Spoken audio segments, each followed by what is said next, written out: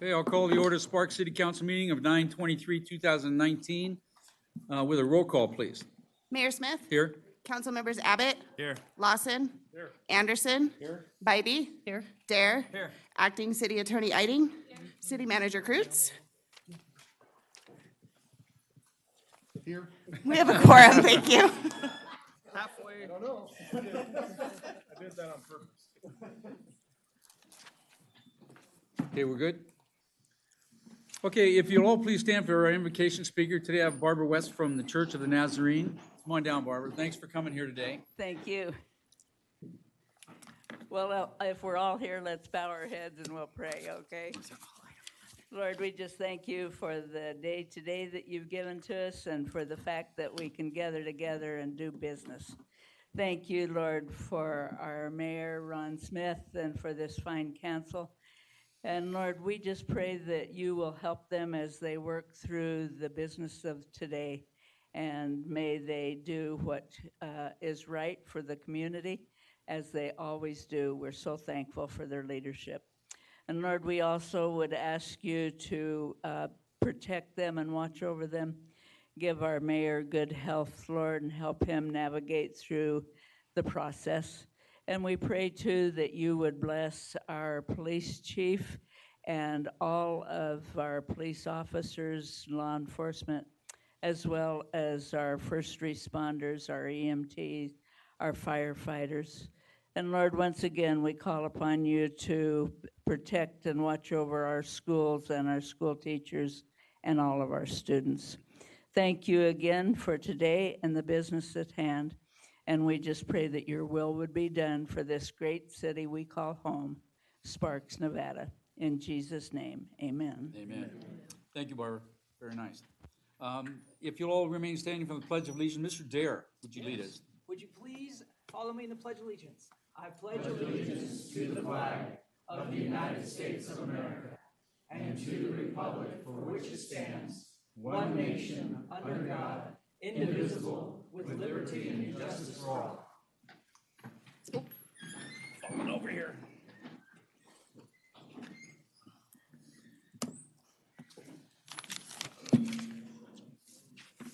Okay, I'm going to open up the public comment period. Anybody in the audience wishing to speak, would you fill out one of these cards, please? First speaker, and you have 3 minutes, John Wancom. Come on down, John. Welcome. Thank you. Thank you, Mayor Smith, and good afternoon. My name is John Wancom, and I live here in Sparks. I'm a member of the Citizens Climate Lobby.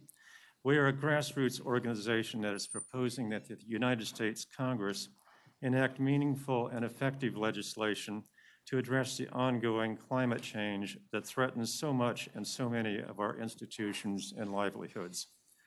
As I speak, the Amazon rainforest is burning, an ominous and pervading warning of a probable environmental and human catastrophe as our atmosphere becomes overwhelmed by carbon dioxide, methane, and other gases.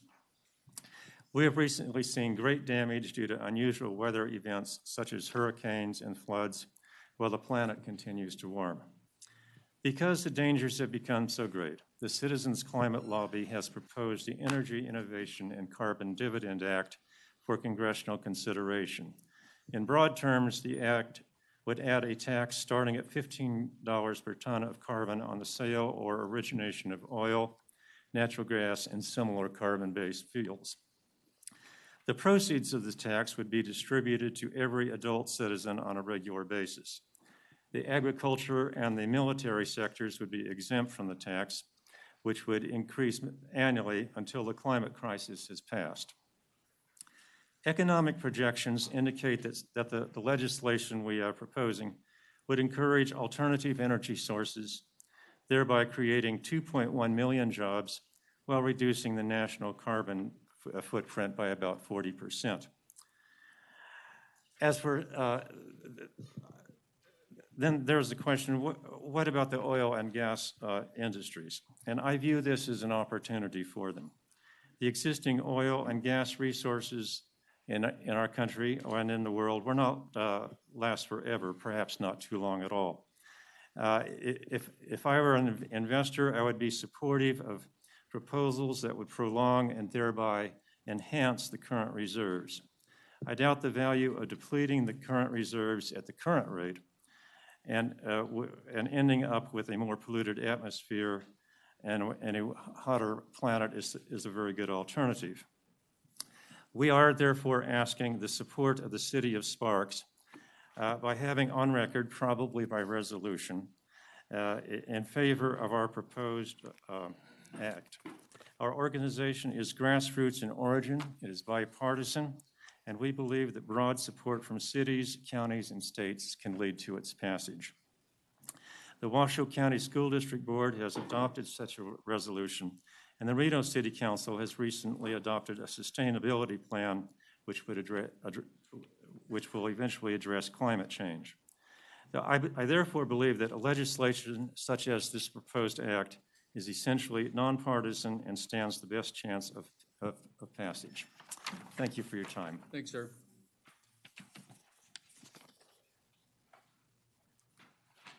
Okay, next speaker is Darlene Hess. Come on down, Darlene. Chris.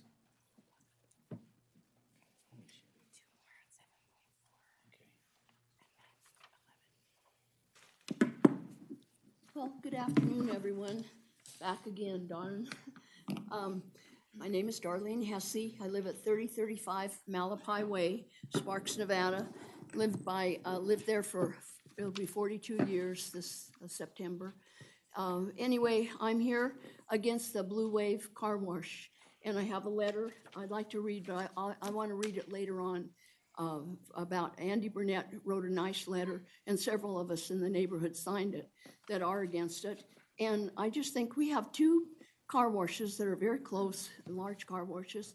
I'm so concerned about the traffic. It's just unbelievable. Another thing I'm concerned about is the zoning that's changed. And I wanted to know if when the zoning changes, or if it's changed, is it changed, the zoning for the car wash? Is that changed? Or is it made, or is that made the Darlene, problem? we don't typically answer questions or anything. Okay, sorry. Okay, that's right. Okay, thank you. But anyway, I'm real concerned about other business like the dental business, Wild Creek Dental on Whittican. Now, are they gonna be allowed to come in from McCarran also? Is that gonna just open up a new can of worms that the Blue Wave Car Wash will come in from McCarran and go out on Whittican? That's a dangerous road, you guys. That is so dangerous. I just am very, very sorry about all of this. It seems like it's just, instead of getting better around there, it's getting worse. And the noise, gee, it's just, noise is just unbelievable. I don't know what to do about all this. I'm very sorry. I'm here just to say, as a concerned citizen, yeah, I think it's really a wrong thing to be in that area.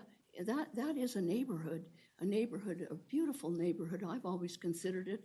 And it's not a place for a car wash. That's a beautiful car wash, by the way, but somewhere else, not there. Well, thank you for listening, and I later would like to read Andy Burnett's letter to all of you and several of the neighbors that signed it. Thank you. Darlene. Okay, next speaker is Kim Tracy. Going down, Kim, welcome. Thank you. Hi, Kim Tracy. I am here to say, I speak on my behalf. I'm sure I don't speak on all of my neighbors' behalves, but I also live in that neighborhood off of High Rock, which is off of Wedekind. And I'd like to say that I think that this car wash is the lesser of the possible evils that we could have there. The owner of the car wash has assured us that there'll be certain conditions that are in effect, such as 7 a.m. to 7 p.m. operation. If we can get those conditions in advance assured to us, however that can be done, and the fact that there won't be any type of a store in this particular car wash, so it won't be a draw to any of the high school students that are going to be there eventually, because that's a big concern of ours, obviously. So I would much rather see a car wash there than a bar or a coffee shop or anything else that is currently approved in that particular zoning area. So I think that even though it will add to the traffic on Wedekind somewhat, I think that it's not going to be as severe as any other type of business may potentially be. And I think that if the owner of that property were forced to sell, if he doesn't get his use variance or whatever it is he still needs, that he'll sell to the highest bidder. And that could be a bar or a donut shop or something that will bring the kids over from the high school, which would greatly enhance the traffic on Wedekind. So while I think that everybody in the neighborhood would love it if it stayed an empty lot, I don't think that's a reality. And I don't think that that is going to happen. So I think that in light of my thinking, I think that we're better off with a car wash with limited hours. I think I'd like to see something done on Wedekind. If there's some way a turn lane could be added, possibly, for the people approaching McCarran to turn left. Or if there were some speed bumps, which I understand maybe can't be done on a city road, although it's not really the city there. If we could consider something like that, that would be fantastic. Otherwise, I'm really not in opposition to this car wash. Like I said, if it could remain an empty lot, that'd be great. It's not going to happen, so I'd rather see the car wash go in than another type of business that is a bigger draw with longer hours. Thank you. Thanks, Kim. Next speaker is Charlotte Clem. Come on down, Charlotte, welcome.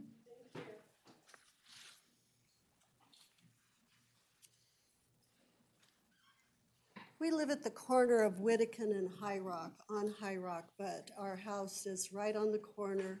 We have a lot of traffic. It's much better now that Pyramid has opened, but we still have a lot of traffic. And I am not opposed as much to the car wash as I am to the traffic issues and potential safety hazards. Looking at the drawings that were presented to us by the car wash entities, which they did a wonderful job. The drawings are beautiful, but I'm concerned. I drive down McCarran and will turn on Wedekind to come back up to our house. Right past Rock, if you are even at a red light, as soon as the traffic starts moving, it's hard for us to just turn onto Wedekind without it being a safety hazard. And the way the car lot is configured, the into the car wash is right there, right past the church. And it's very short. The traffic is moving very fast. And to me, it looks like there's going to be a huge problem with rear-end collisions and safety issues. Also, the plan was to exit onto Wedekind, and I believe cars turn left as well as they're able to turn right. If they're turning left from Wedekind and they're projecting 775 cars a day will be using the facility, and I believe their last meeting showed 70-some cars would be turning right onto Wedekind. Of all the cars that are going to turn left, if any of you have been on the road, it's a very short, quick turn around from McCarran onto Wedekind. It's an angle, and people are going to be coming out and turning left immediately. And to me, that is a huge safety problem. Also, there's a culvert, a drainage culvert, that's preventing the car wash from expanding further toward the churches as far as a driveway. And that culvert is used for the overflow anytime there has been flooding across Wedekind and the golf course, which if any of you have driven up there know that it's a frequent whenever we have those rare occurrences of the huge storms. So my concern is not so much having the car wash itself there, but saving lives or the potential for accidents happening if they, so to me that is not the best location for the car wash. As well as there's 3 other car washes, an additional one at the new one that's on Pyramid, as well as the one in the Raleigh Shopping Center, both have the tunnel car washes, which is what they're proposing. Thank you. Thanks, Charlotte. Okay, next speaker is Darla Lee. Come on down, Darla, welcome.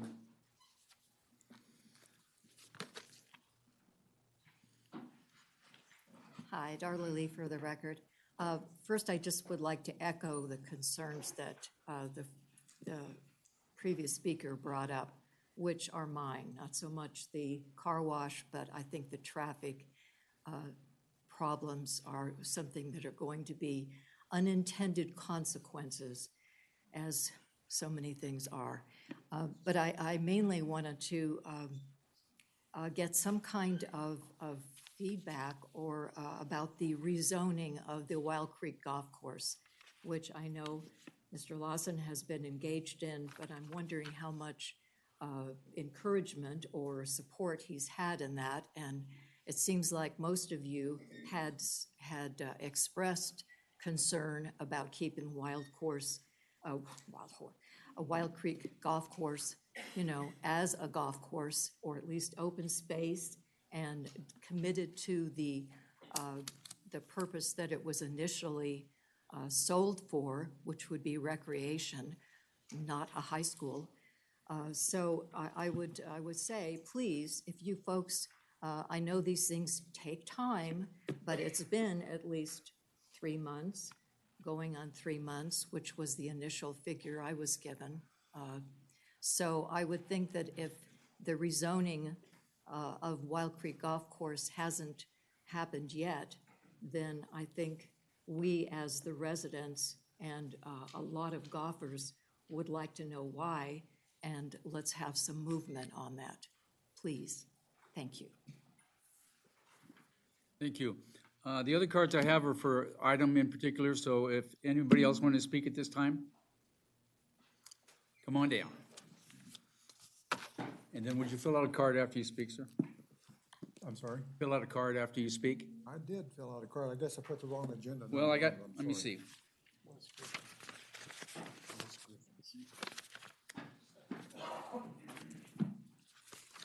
Oh, you put down 11.1. You want to speak now? That's fine.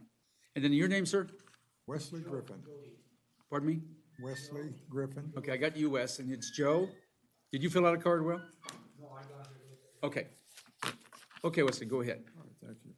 I'm Wesley Griffin. I live on Wedekin Road. Been there for a long time, about 22 years. That is our community. That's where we live. This is Wedekin Road goes through our neighborhood, just like maybe the street that you live on goes through your neighborhood. And we're concerned about safety issues. We're concerned about different businesses that come into our area that change the character of our neighborhood. When it comes to Blue Wave Car Wash, we're concerned about safety issues. We're concerned about the number of the amount of additional traffic that business will create there. We already have safety issues. We have near accidents. I've had any number of accidents down on the corner of McCarran and Wedekin. I mean, it's a regular occurrence. So we recognize, though, that different businesses can come. The property is zoned for professional office, and with a special use permit can be used for other businesses. We think maybe the car wash, if things are set up adequately with the special use permit conditions, like ways to calm traffic coming down Wedekin Road, if that is possible, well, then maybe that is somewhat of an acceptable business, certainly maybe more so than a bar or some of the other things that could move into the area. So we would like to see if the Blue Wave Car Wash is going to go into the area, at least I would like to see that certain safety issues are addressed. We would like to see traffic calming conditions put on, like speed bumps. There's been some people say, well, we cannot have speed bumps on a state highway, but part of that of Wedekin Road is under the jurisdiction of Sparks. It's not a state highway, it's part of Sparks. Part of it is under the county and part of it is under the state. So we would like to see traffic calming, speed bumps. We would like to see electronic monitoring of speed. We would like to see the hours limited 7 to 12 is what's been projected or proposed, and that's what we would like to see. We would like to see adequate lighting after hours. There's been some talk among some of our citizens about car washes being attractions, attracted to different criminal elements. So we'd like to see maybe the entrances closed after operations. We'd also like to see limited food and fuel sales there, because that will end up just increasing the traffic beyond what they're projecting for just the car wash. So we need to see that if Blue Wave does come into our area, that it does not deteriorate our area and our safety conditions. So thank you. Thank you, Wesley. Okay, I'm going to check on this. Steve Walls, did you want to speak now or on 11? On 11. John Capurro on this one or on 11? 11? Gail Miller? 11. Okay. Anybody else in the audience wish to speak at this time? Oh, yeah, come on down, Joe. I'm sorry. Come on down.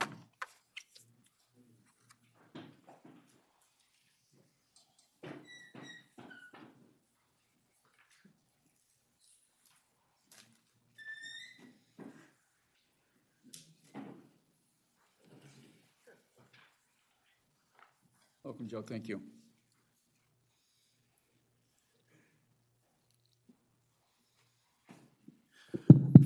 First of all, I'd like to thank the mayor, all the city councilmen for the opportunity to give me to talk. I live on Whittington Road. I've lived on Whittington Road since 1949. We built our homes up there, my brother and I, back in '69. We have continually seen more and more traffic coming down that Whittington Road side there. I'm facing it, I specifically face Whittington. There's times I can't get out of my driveway because of the traffic.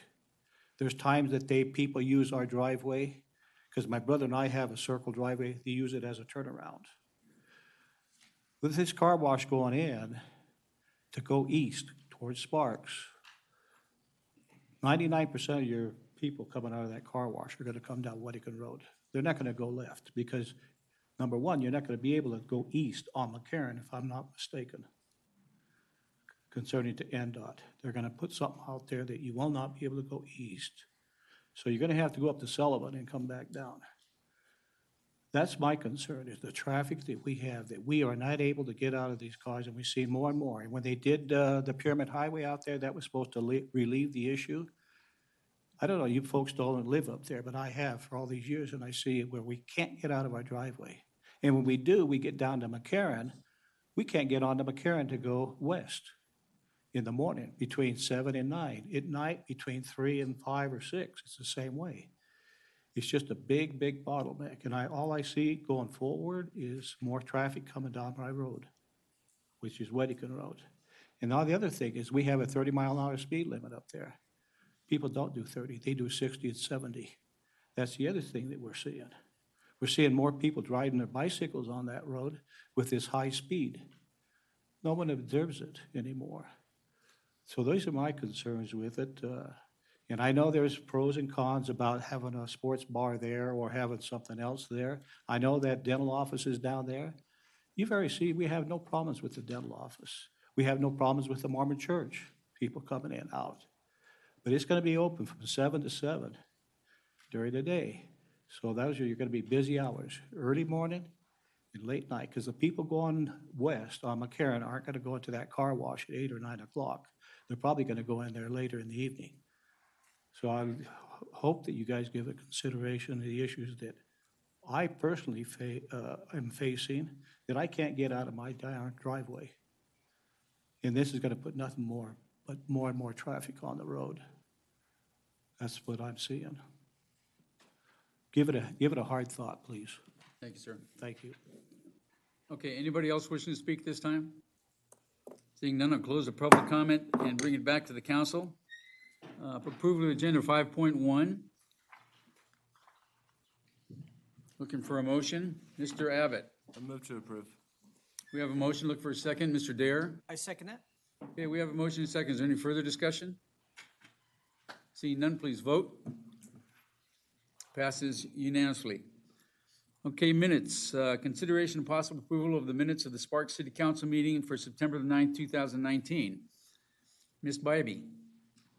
I have a motion to approve the minutes from the Sparks City Council meeting of September 19th, 2019 as submitted.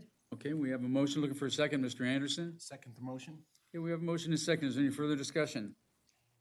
Seeing none, please vote. That passes unanimously. Okay, we'll move on to announcement, presentations, and recognition items. First up is 7.1, MJ. Welcome, come on down. Don't we do this about every 3 months? Seems like it. Welcome, good to see you. Community. Okay, this is a proclamation for International Walk to School Day. Whereas parents driving children to school can account for up to 25% of the morning rush hour traffic in the vicinity of schools, and whereas walking and bicycling to school reduces the number of vehicle trips in the vicinity of schools and potential conflicts between vehicles, pedestrians, or bicyclists, and whereas reducing the number of vehicles driving students to school results in increased safety, reduced traffic congestion, improved air quality, and less fuel consumption in the vicinity of schools, and whereas children walking and bicycling to school together with parents and caregivers opens opportunities to mentor children about pedestrian and bicycle safety and its benefits related to health and the environment, and whereas the benefits related to physical activity at an early age play a leading role in reducing rates of heart disease, diabetes, and other obesity-related health problems among children, and whereas walking and bicycling to school offers an opportunity to build physical activity into both parents' and children's daily routines, and whereas children, parents, and community leaders around Nevada are joining together to walk on International Walk to School Day on Wednesday, October the 2nd, 2019. Now, therefore, I, Ron Smith, Mayor of the City of Sparks, Nevada, proclaim Wednesday, October the 2nd, 2019, as International Walk to School Day.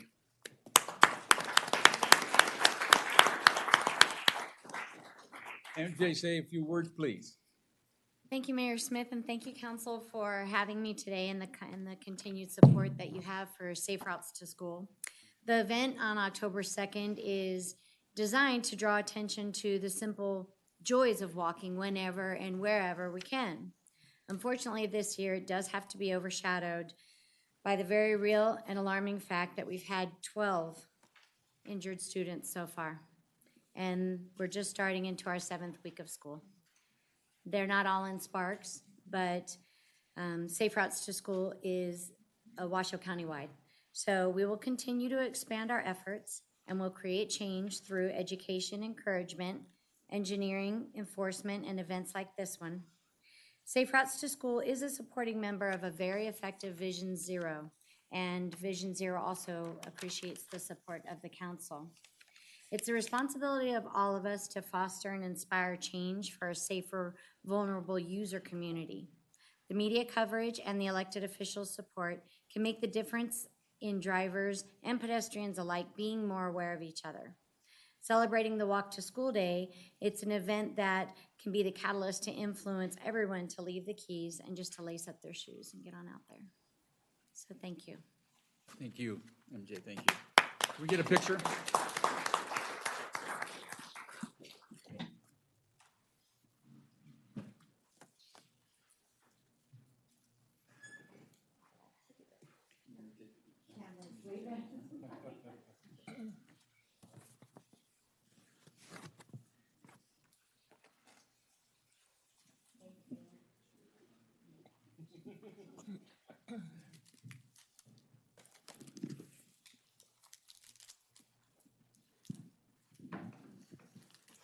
So I'm having a little trouble reading these proclamations, so I turn it over to capable people here.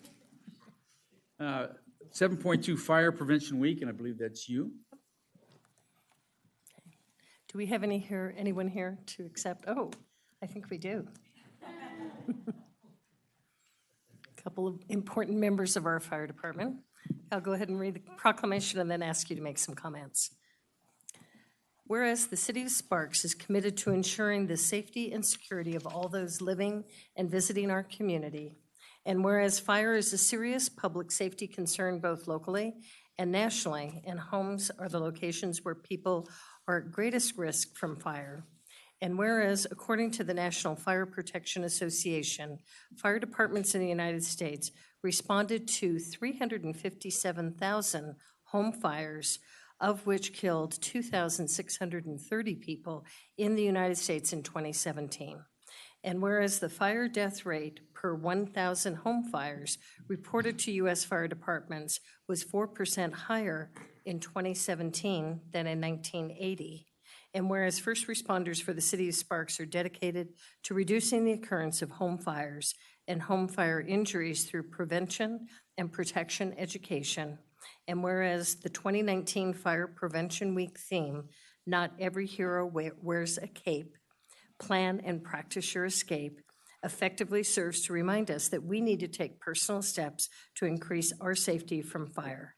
Now therefore, on behalf of Ronald D. Smith, Mayor of the City of Sparks, do hereby proclaim October 6th through the 12th as Fire Prevention Week throughout Sparks. And I urge all citizens of Sparks to be aware of their surroundings, look for available ways out of the event of a fire or other emergency, respond when the smoke alarm sounds by exiting the building immediately, and to participate in the many public safety activities and efforts of the Sparks Fire Department during Fire Prevention Week 2019.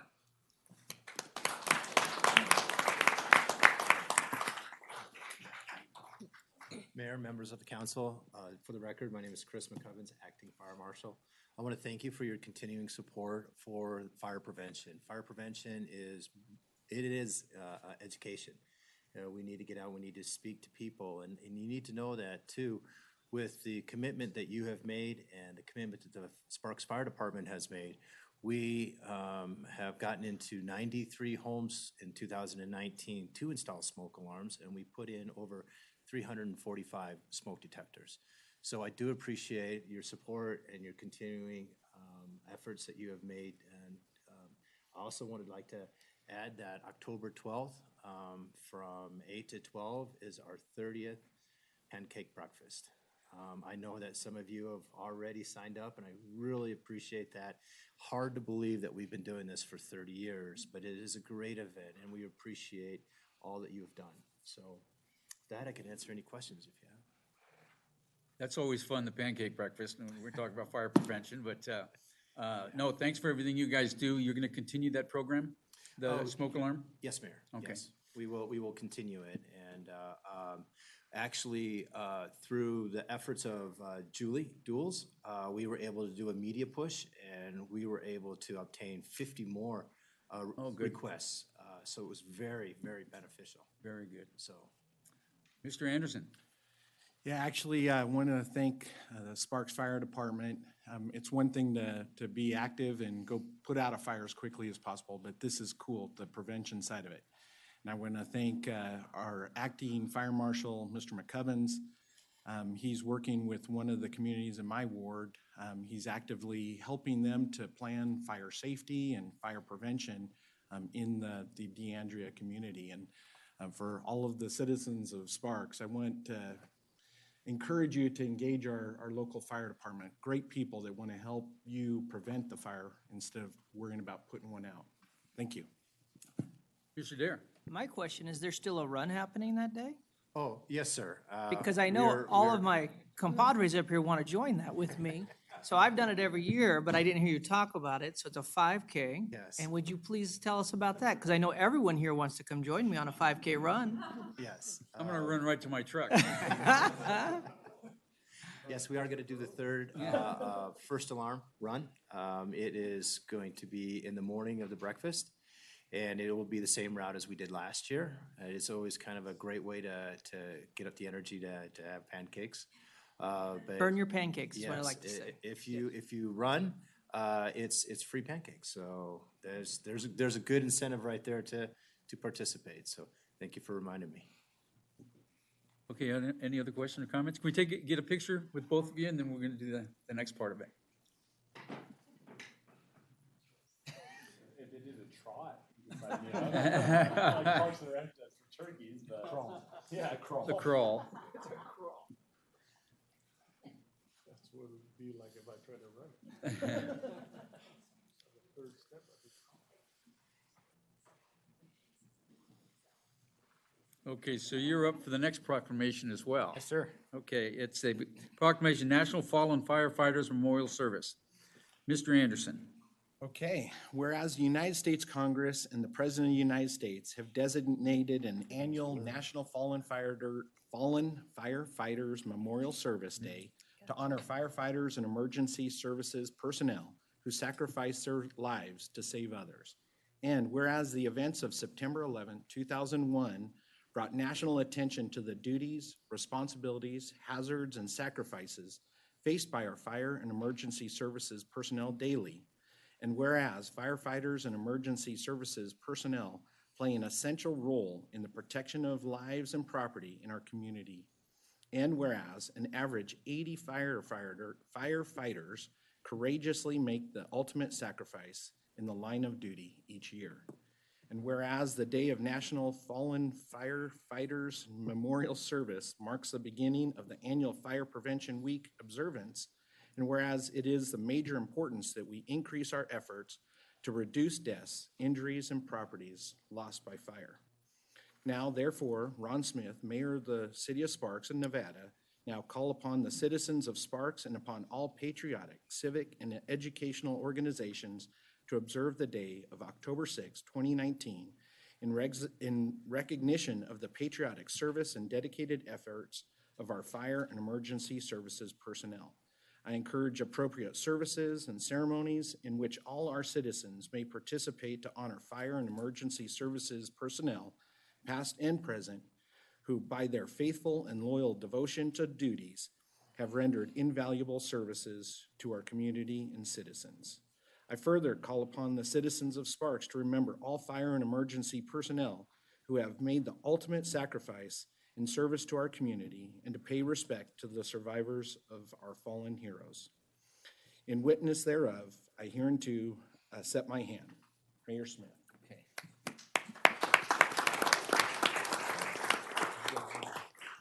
Chief. Mr. Mayor, Council, Jim Reed, your City of Sparks Fire Chief. This is hard following fire prevention, but yes, the National Memorial will be on October 6th in Emmitsburg, Maryland, and they will honor the firefighters that have passed away within this last year. And those firemen are career volunteers, federal and private, and they invite all those families back east to totally pay for everything, set them up to honor their firefighters that were lost, and that those could be dads, moms, sisters, everything like that, right? The greatest number of losses that we have are still at fires, whether that's traumatic or whether that's a medical emergency. And then traveling to and from is actually very dangerous. You know, you have 40, 50,000 pound apparatus driving down the roads, so it can be dangerous. I represent 90 personnel of the Sparks Fire Department, and we appreciate what you guys do for us, supporting us, whether it's safety, getting us apparatus, supporting the apparatus purchases to making us safer, getting to and from our incidents. So our firemen are here 24 hours a day to answer the calls of the citizens and the visitors. So on October 6th, please lower your flags in remembrance of our firefighters of this country that have lost their life. So thank you. Thank you, Jim. You got a picture? Yep.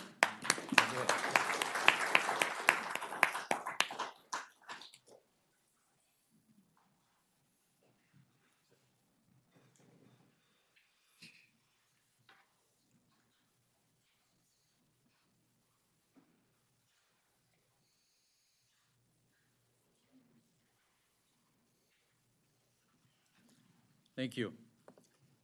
Before we move on to 7.4, I'd like to introduce a former city council member from the city of Sparks and current state senator, Julie Ratty. Would you stand up and let them see who you are?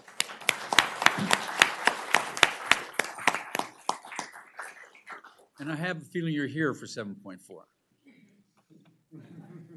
Oh, okay. Okay, we'll move on to 7.4, presentation, housing, our future, a regional strategy. Who? Where's Greg Smith? Oh, hi, Greg. Greg Smith, State Senator. Assemblyman, I'm sorry. You can sit, you can sit if you'd like. You don't have to stand. Okay. Housing Our Future, a regional strategy for housing affordability in the Truckee Meadows. Come on down. And I will have some public comment after your presentation. And then please introduce yourselves. Sure, I think we have a couple of folks that are going to be joining us for I this know a couple of the presentation. folks too. So we'll try and make room for them as we go along. Yes.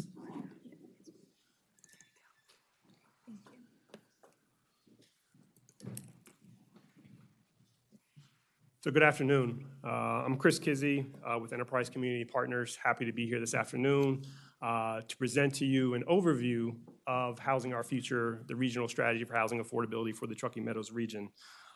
Housing Our Future provides a roadmap for the region and its partners to strengthen regional coordination, support development of affordable housing, and foster a supportive policy environment for housing affordability throughout the region.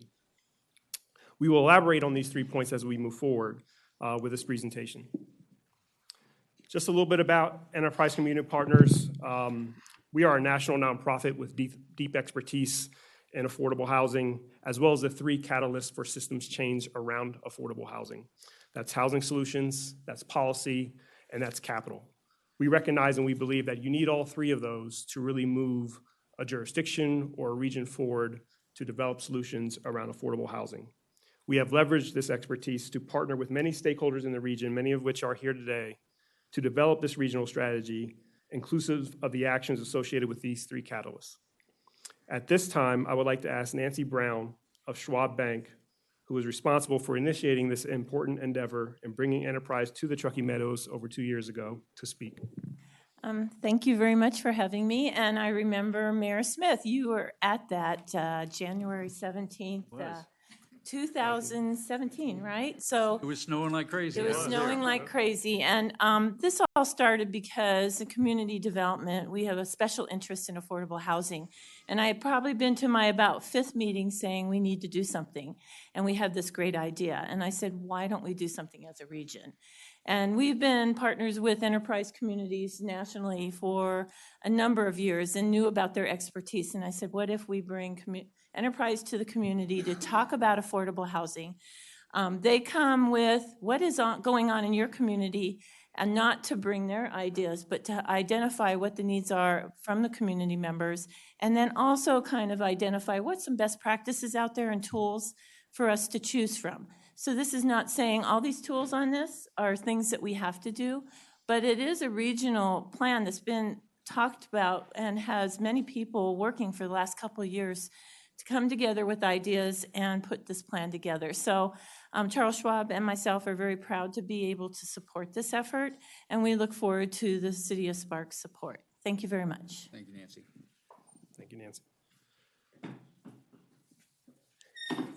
Musical chairs.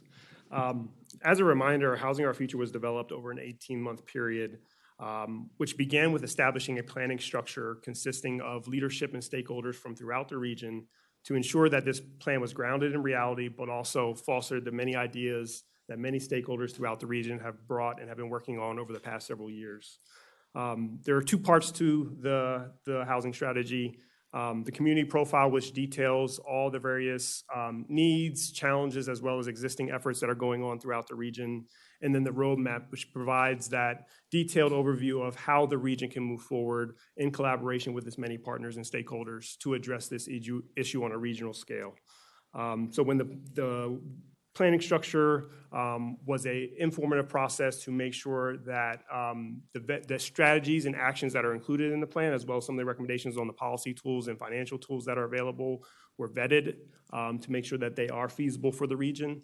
And all those things are incorporated in the over 200-page document that you guys have probably seen at length.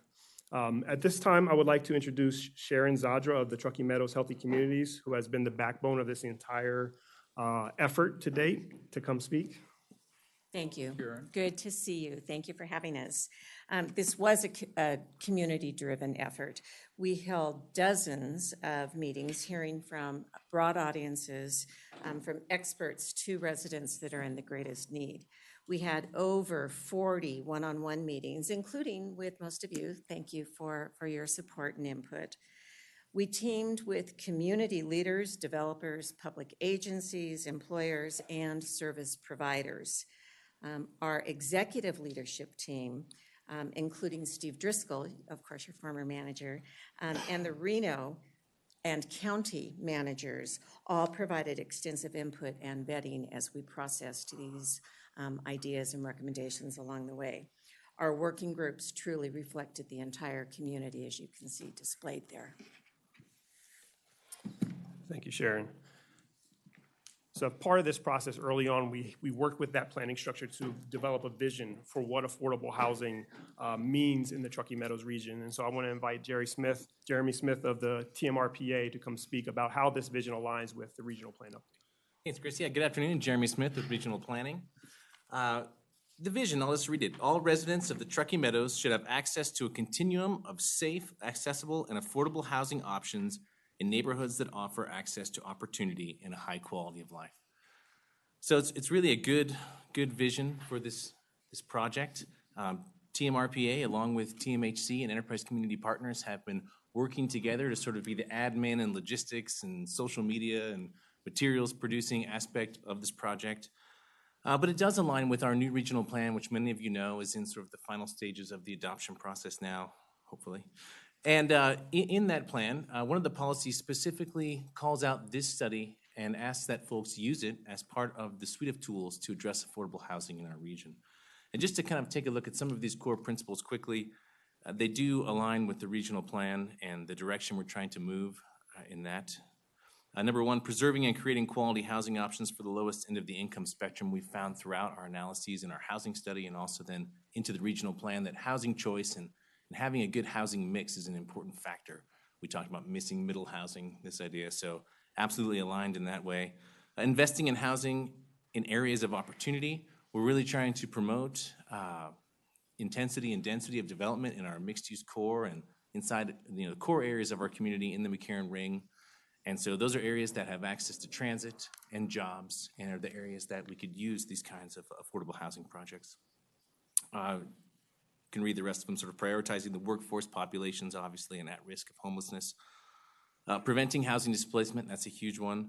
And then this one really hits home in terms of the regional plan. Supporting more efficient land use through strategic infrastructure investments is part of our plan. We're going to be developing something we're calling the Public Infrastructure Investment Plan.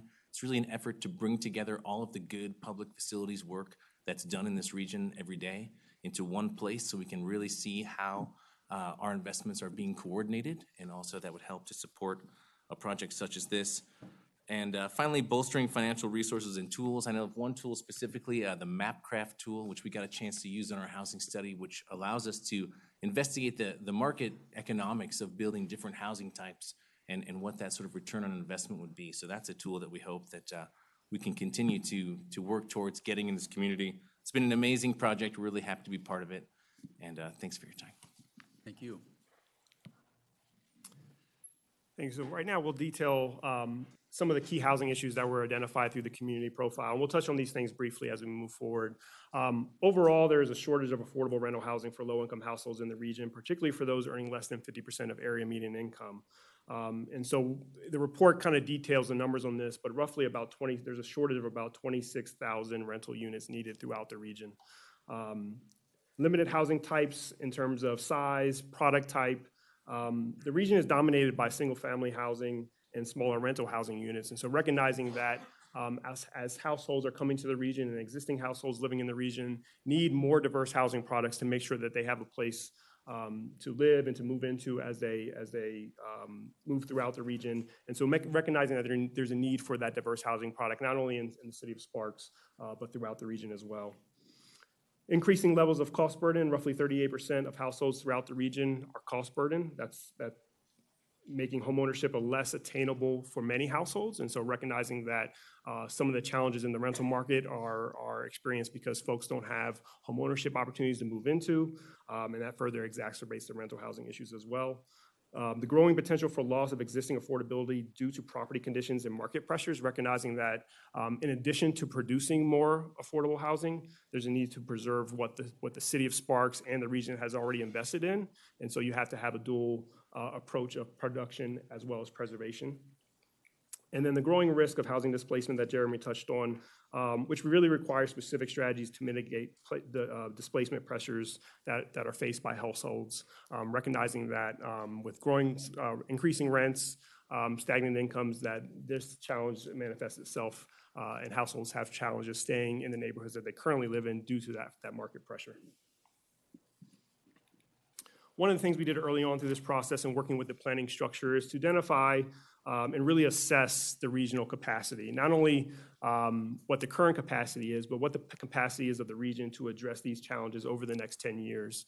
And so what you'll see kind of outlined on the slide are the strengths, the opportunities, and weaknesses and threats that we've identified working with that planning structure. And the idea is that we want to leverage the strengths and opportunities, but also develop a plan and actions that help mitigate some of the weaknesses and threats and build the region's capacity to respond to those things over the next 10 years. And so those things have been integrated into the strategic framework within the roadmap document that lays out the many actions that we will discuss in an overview today. Jeremy mentioned building access to opportunity as part of the vision that was created for this plan. And that's important for two reasons. One, I think it's recognized that when you invest in housing, you are also making investments in the outcomes in those families. And so by siting affordable housing near good schools, near access to transportation, near job centers, and in healthier communities, you're creating pathways to broader opportunities for those households that you are supporting. And so that has a tangible benefit for not only the residents that you're supporting, but for the region as a whole. And so this slide provides an overview of the strategic framework. And to address the region's housing challenges requires more tools, targeted development or deployment of resources, and more robust coordination and collaboration to implement a truer regional approach. So the roadmap provides cross-cutting actions to build capacity on a regional scale and more targeted actions that address the 5 key housing challenges that I summarized before. And in total, the roadmap details the why and how for over 35 actions the region can take over the next 10 years. These actions are sequenced appropriately in the detailed implementation timeline, and it's also included in the document to help guide the prioritization for the region moving forward. So in line with the 5 key housing issues that we've identified, we've also developed 5 strategy focus areas which provide the actions associated with addressing those key housing challenges, and we'll get into these in a little bit more detail. Overall, one of the things we cited during the capacity assessment is that currently the region has an overall limited toolbox to really address these challenges over the next 10 years. And so we spent a lot of time working with the planning structure to vet some of the new tools that we're proposing based on not only national practices, but also what's feasible and possible within the region today.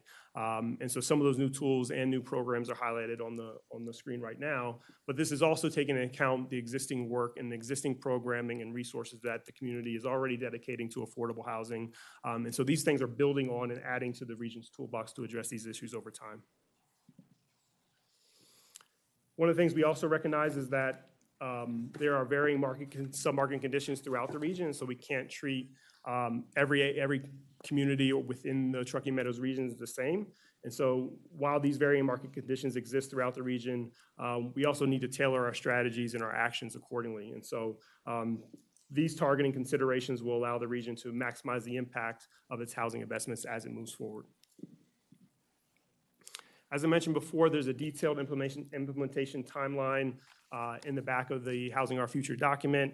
It sequences the actions in a way that leverages the incremental capacity that's being built through the tools, the collaboration, the regional focus, and then aligns those over a 10-year timeline to make sure that as that capacity is being built and as those new tools and new programs are introduced, that the region now has the capacity to execute those new tools or that new programming of resources.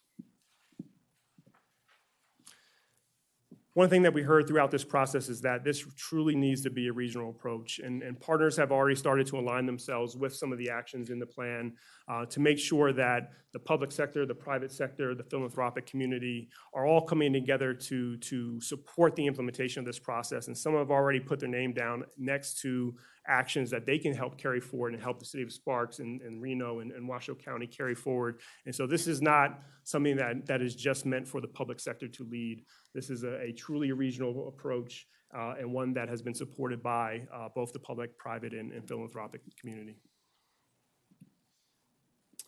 With this time, I'll turn it over to my colleague Ann to talk about the strategy roadmap. Good afternoon. Thanks for having us. I'll aim to be brief since there is more than 200 pages of details about all the actions in here. So if things spark your interest here, there's lots of reading that we're happy to talk through with you at a later time. But for the sake of today, I'm going to focus on some of the highlights of specifically what's most relevant to the city of Sparks that under your leadership could really support implementation of Housing Our Future and achieving that vision for the Truckee Meadows. And I think before we get into all of it, although Chris is giving you a preview of the first one, just want to really emphasize three key things as we're going through this. And the first is that there are many options and that the city of Sparks is already leading the region on many fronts to combat this issue. And there's more opportunities for the city to lead, but not only lead, but also partner and amplify the efforts of many others throughout the region. And when there is so many options on the table for such a big issue, the number one thing we can really do better to address all of those things is coordinate, make sure we're doing things in an efficient manner. And you'll see one of the very first recommendations that's on this slide here, and that we'll talk about a little bit more at the end, is really identifying that lead entity that's going to be charged with coordinating amongst all of these different things, making sure everyone is set up for success, there's not duplication of effort, and we're aligning towards that vision over such a long time. It takes a lot of dedicated focus. That was heavily evaluated and considered throughout the Housing Our Future process.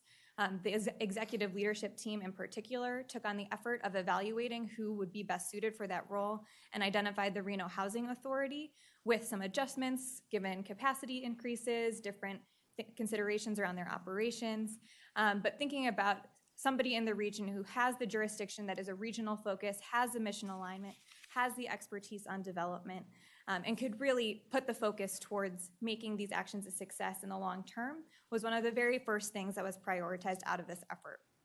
So really wanted to draw your attention to that. And then without going into every single action on these next slides, I think for everybody's sake of time, we'll highlight just a couple as they come up, especially those that in the short term could unlock a lot of capacity for the region to address these issues, including one that's mentioned here on Section 108 loan guarantee funds. That's about over $3 million in financing that the city of Sparks can access over the course of only a couple months. That would really allow the city to invest differently in catalytic projects like mixed income, mixed use developments, spur both economic development and address needs across the income spectrum. That's a great tool that's on the table and is a core to capacity building and making sure we're thinking about that capital gap as we move forward. On the production side, though, we know that there are such finite resources. The city in particular cannot be subsidizing everybody's way out of the affordable housing crisis.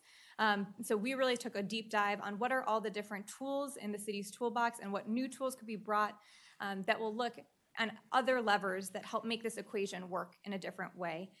So part of this is certainly on the resource side as conversations advance around a housing trust fund that Washoe County continues to consider, and thinking about how to make sure that's benefiting the entire region, including Sparks in particular here. Thinking about what role that your existing approval processes and development fee structures and incentives can play in making this picture different. I know we had conversations specific to Sparks about the role that opportunity zones might play. We heard through the staff working groups that Sparks has led the region in thinking about some of its development fee structures. So this is really meant to build off of the work that's already been done, align with those visions, and continue bringing it forward over the next 10 years. As we get into thinking about supporting development of more diverse housing options, there are really 3 key tools here around your existing zoning, codes and development review processes, and then in the longer term, thinking about how programming might be used a little differently to encourage those different housing types. As Jeremy mentioned earlier, implementing the regional plan update would be the #1 thing to start moving this forward, and that is why it's recommended here as the short-term first item up.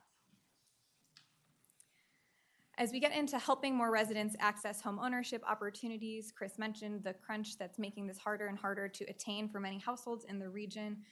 This is actually an area where I'd say the roles for the City of Sparks are really in supporting a lot of the work that's already ongoing. There's, the Community Foundation's Community Land Trust model can very readily be adapted to creating long-term affordable home ownership models. That's actually how the Community Land Trust model is most typically used in other communities around the country, and the Community Foundation has committed to moving that forward. We also know that there's been a lot of great work by organizations like Opportunity Alliance Nevada to bring lots of financial coaching and resources for homeowners all into one place to make it easier to access. And given your such significant reach and communications with the community, want to make sure that you're at the table to make sure good information is out there for everybody about the resources that are already there before layering on new ones, as you see we bring into later on in the long-term actions here. Then we get to that preservation side, so both on the affordability and quality. In the immediate term, the Nevada Housing Division is doing a great job of tracking data on these properties and expanding their data capacity, including some new capacities that they're going to have after a recent bill in the most recent legislative session to track better data on these properties. And so really working together to, before you get the alert that a property is about to go offline, how do you think about proactively, what do we do when we get that alert, and how do we align together to make sure that we have the resources ready or the partners ready to step in and make sure we're preserving our investments in the long term. And finally, the last one up is around protecting residents from housing displacement. And this first action up here is really around some of that informational gap. Tenants' rights and landlords' rights have been changing over time, are often very technical in how they're written. So thinking about how to get better information, more easily accessible, because there is such a short turnaround when an issue happens for both the landlord and a tenant to react. So how to get more proactive information about what are everyone's rights in these different situations before it becomes an issue. To help get out in front of some of that is one of the first up. And then looking in the longer term around how do you shape incentives for when that's going really well, not just punishing folks when things aren't going well. So good landlord incentive programs, and also thinking about how incentives can be used not only for production of new housing, but for incorporating affordability in redevelopment and preservation efforts in the long term. So that was already a lot, and it wasn't even all of the actions in Housing Our Future. So what we really wanted to focus in are the top priorities that emerged from this process. We went through a lot of different iterations with all of these groups around, okay, is this more important than this? What do you really want everyone to know that came out of this process? And these were the 5 things that emerged from the community and stakeholder working groups around confirming that lead entity, defining that role and what it means to work with that lead entity across the 3 jurisdictions in particular, and then building their capacity to guide implementation, dedicating funding for the Regional Housing Trust Fund, establishing that preservation early warning system, so through a combination of both investing in the data and then the process for when you know more about those properties, what you're going to do, applying for that Section 108 loan guarantee program to unlock that additional $3 million in Sparks, and it's another over $10 million that could be accessed through Reno's allocation, and establishing stronger incentives for inclusion of affordable units in market rate development. So those were the top 5 that emerged, and we really hope to look to your leadership to continue considering these options in your ongoing housing efforts, and also hope to have your partnership on an ongoing basis, as you've already been heavily engaged in this effort, to continue moving the needle on these issues, and most importantly in this most short term, thinking through what that process is around a lead entity that can keep everybody moving towards all the rest of these many actions that are before you. Great. Thanks, Ann. And one of the things we recognize, and as the planning structure alluded, identifying that lead regional housing entity could really be that great first step that the region takes, in addition to all the things that they've started already, to really help take the region from that current state of kind of limited resources, siloed efforts and activities, to that future state where you're really looking for that broader coordination and collaboration to make a more efficient housing delivery system for the region. I think that's something that we're excited to see an entity step into that role. I think we have detailed in the roadmap document what roles that lead entity can then take on. And so we know that that's for future conversation and vetting with you, with the city of Reno and Washoe County as well. But I think it's an exciting effort and exciting to see a lead entity step up into that role to help guide implementation of this plan over the next 10 years. So moving forward, we know that there's a lot to digest, not only with this presentation, but within the document itself. But as you move forward, I think consider with RHA as a lead entity, again, they were recommended and are willing, but we know that there's a lot of conversations that have to be had as that conversation moves forward. So please explore that conversation and support that if that is the decision. And then look at the process you want to define to make sure that this is a continued regional coordinated effort, and then refine that throughout the implementation process. So thank you for your time today. Thank you. We do have some people who want to speak on this. Is there any questions or comments from the council? Okay, seeing none, I'm going to open up the public comment for some conversation. Mr. Kevin Dick, come on down, Kevin.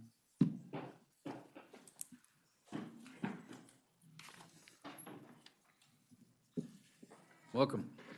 Thank you, Mayor Smith and members of the council. I'm Kevin Dick. I'm the health officer for the Washoe County Health District. And I wanted to speak today in support of this effort that's been done. Every 3 years, the health district conducts a community health needs assessment, and we identify all of the health needs that we have in the community, all the factors that are contributing toward poor health outcomes. And we identified housing as one of the top needs that we have for public health in the community. We talked about renters that are cost burdened in their rent. I think the figure as of 2018 is now 44% of our renters are cost burdened. That means that they are spending so much money on their rent that they are making difficult decisions about what they have to purchase, food, clothing, transportation, healthcare, prescriptions, other needs that they have for themselves and their families. We also know that the lack of housing stability creates a lot of stresses for people that also contributes toward mental health issues and other longer-term health issues for themselves and their families. So this is a critical need, and it's one that we've seen the community come together around. We talked about that January meeting where we had about 8 inches of snow on the ground that morning, 7:30 meeting. I think many of us have been to some of those meetings, and you get a handful of hardy souls that show up at a meeting. We had a room full of people that were all there to talk about housing and how we address that. We identified through the Health District's Community Health Improvement Plan a top priority for housing. And in fact, this strategy for housing affordability is one of the key objectives that we had in working with community partners to address that need. Truckee Meadows Healthy Communities was able to fundraise over $250,000 from various organizations in our community and partners that supported the work of Enterprise. Enterprise is a national leader in this area. They come with deep expertise. And I think we've all seen many plans that have been prepared for our region, and unfortunately not a lot of them implemented. So we're at this stage where we really need to focus on moving forward with addressing these issues. We have the Reno Housing Authority that is well positioned to provide that implementation support. And while we have a lot of tools that are provided for in the strategy, they may not all work for you. But I would urge you to work to move forward with the ones that you can and work with your regional partners in Reno City Council and the county commissioners so we can have a regional approach that can really be effective in addressing our needs. So thank you very much. Thank you, Kevin. Okay, J.D. Klippenstein. Come on down. Welcome. Mayor Smith, council members, thanks for having me this afternoon. My name is JD Klippenstein. I'm the Executive Director of Action. We're a local grassroots organization. We engage dozens of faith communities and other partners in organizing, advocacy, and civic engagement. And in particular, we've been at the table with many other community partners in the creation of this regional strategy. And part of aligning our work was deciding to pursue one of the key items, the key action items, which is the Regional Housing Trust Fund. So over 2018, Action engaged over 1,000 community members directly with county commissioners in order for Washoe County to establish an affordable housing trust fund. It's a national best practice. There's over 800 in the community, and it's a way to address that severe lack of resources we have in our community. That plan has been, that trust fund has been created. It has not yet been funded. And an unfunded housing trust fund is about as good as it sounds. So I'm here today with a pretty simple message. This is as good of a plan we're ever going to get. In my opinion, we're past the point of, well, we just got to make sure we have all the options. If there's not all the options in a 200-page document, then I'm not quite sure where we're at. We're at a place where we have to act. And the thousands of voters that Action has engaged with around this issue of affordable housing this past year, we had over 300 leaders come with us down to Carson City to engage in the state legislature around other policy solutions that we need. The message is really clear. What our community needs are elected leaders with the political will and moral courage to recognize where we are and step up and address that. And I wish this was something where we could permit our way out of it. We could approve enough projects and eventually we'd be able to address that challenge, but we are far, far past that. This is a crisis in every sense of the word. Chris mentioned the 26,000 unit shortage in rentals for low-income residents. To give you an idea of how long it would take us to address that at the current rate, think like an optimistic 75 years, 100 years with the current resources we have just to meet the current need. All of us will be dead by the time we actually would be able to build those units unless we fundamentally change the way that we approach housing in our community, particularly funding and resourcing housing for low-income and working-class families. So I deeply appreciate the leadership that Sparks has provided and continues to provide on creative solutions towards building housing. I look to you now, and the many members of Action look to you now to continue to lead courageously on this issue. It's not easy.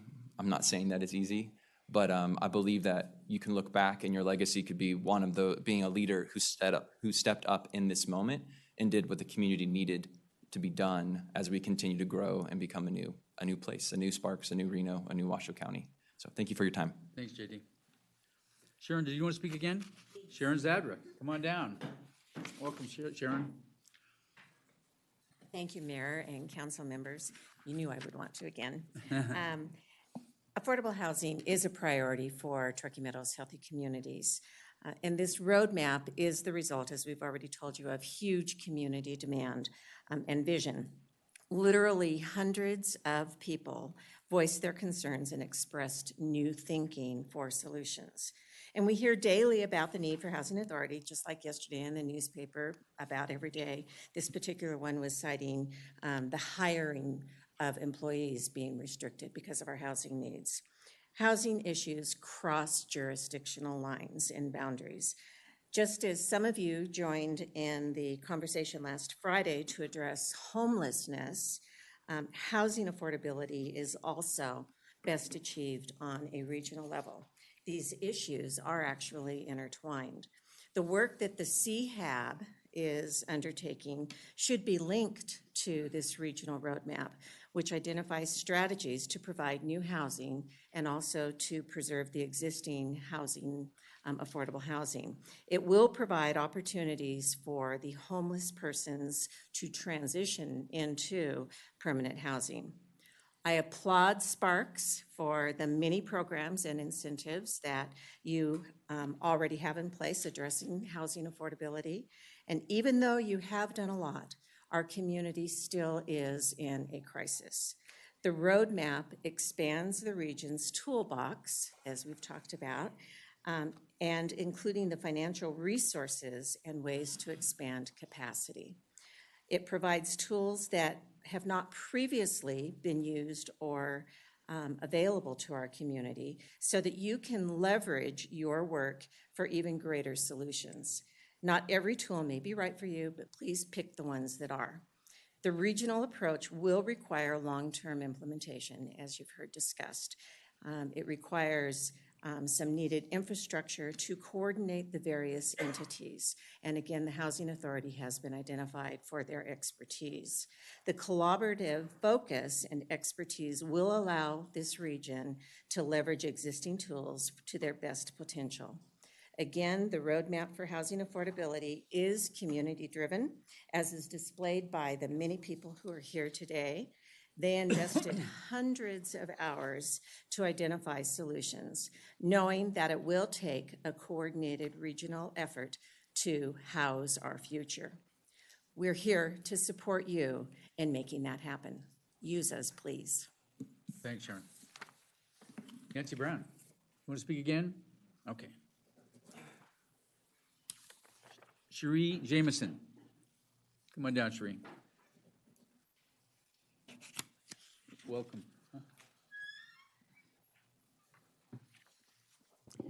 Good afternoon, Sherry Jameson, still from the Food Bank of Northern Nevada. We at the Food Bank came to participate in developing this housing strategy because the high cost of housing and food security are really joined together at the hip, so to say. Where rent and shelter are too costly, we find families and individuals who must use their food money to pay the rent. Sometimes even middle-class people are driven to this unfortunate outcome, if you want to say it that, because there's no place else to turn. And these are the people we serve. So I'm here today to ask you to vote in favor of adopting this plan for our region. We need it desperately, I think we all know that. And it'll give us a place to start. We may not be in favor of every tool in the toolbox, so to say, but 10 years down the road or 5 years down the road, the tool that you don't like today might be the perfect tool for the future. So keeping that in mind, we need a place to begin, and this affordable housing strategy seems to be the perfect place to start. So thank you very much for your time, and I really encourage you to support this plan. Thanks, Cherie. Yeah. Anybody else in the audience who wishes to speak at this time? Okay, I'll bring it back to the council. Mr. Dare? So I really love the tools, and I actually like all the work you've done. It's always good to look at this, and actually, without question, is something that we have to look at, and we have to make some great decisions. My biggest question, and maybe someone can help answer this, has to do with the idea of going to the Reno Housing Authority. We just say we said yes to what you're asking. You're pretty much asking us to not be at the helm of making decisions. You're asking for our leadership, but you're just saying hand it over to them. We don't assign anybody that's on that group, and we're not on that group. So you're asking us to say, hey, you guys are really important. This is valuable. I agree, but we're going to hand it over and say, hey, go. I hope you guys care enough to listen to us, but we have nothing to do with that. That's what I hear.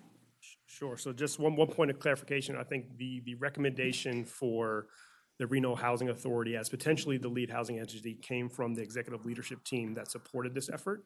And so we're merely relaying that communication in our presentation to council. I think there's definitely recognition that further conversation needs to be had if the Reno Housing Authority is that lead regional housing entity. As I said, they're willing and interested in supporting that and serving in that role, but they understand that there's further conversations to be had about their board structure and other decision points that need to be made if that is the lead entity that's going to be doing this moving forward. I just think it's important that our constituents understand that this is crucial conversations. Mm-hmm. We see this. Yes. And if you're not careful, we'll set us up to where, at least for me, I'd have a very difficult time saying, I agree this is important, somebody else should go do it, here you go, go do that. I'm not interested in that personally. Mm-hmm. Now, I say that, so with this conversation, we have a lot to probably talk about and process with this. Absolutely. But I can tell you, your guys' first step is a problem for me. Mm-hmm. So, sorry, I'm not trying to be a problem myself.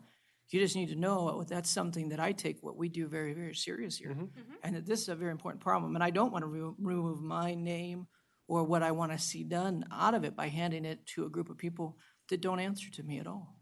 And I think if I may add to what Chris was saying, and I also want to make sure we're clarifying as what our first recommended next step is, and it's engaging in this conversation with us to advance it forward. Since we had conversations and we went as far as we felt we could with the participants in this planning process in terms of exploring who that lead entity would be, they came up with a recommendation that included some significant changes that would be needed to advance that recommendation, as you've noted several of the key ones around their structure and making sure there's true representation from the whole region. There's conversations even as much as looking at the name of what that entity is. So there's a wide variety of options for how to advance that choice down the road. But that is why we came to you. That was the number one recommendation that came out of what was supposed to be our final visit in May, was making sure we grouped up with every single council individually, not just the Regional Planning Governing Board, to make sure that you all could be full participants in the conversation of defining that lead entity, not only what the role is, but also what conditions are necessary, and how they would relate to each of the jurisdictions, because it is only meant to be additive and not taking away, is really just a role of thinking about how to create stronger communication and efficiency. So thank you for the opportunity. Mr. Lawson. Just to put your mind at ease, Christopher, we had this conversation at regional planning, and that was to change the board makeup so that everybody was represented. And it was to change the name from Reno Housing Authority to Regional Housing Authority, so we all had a piece of the pie here.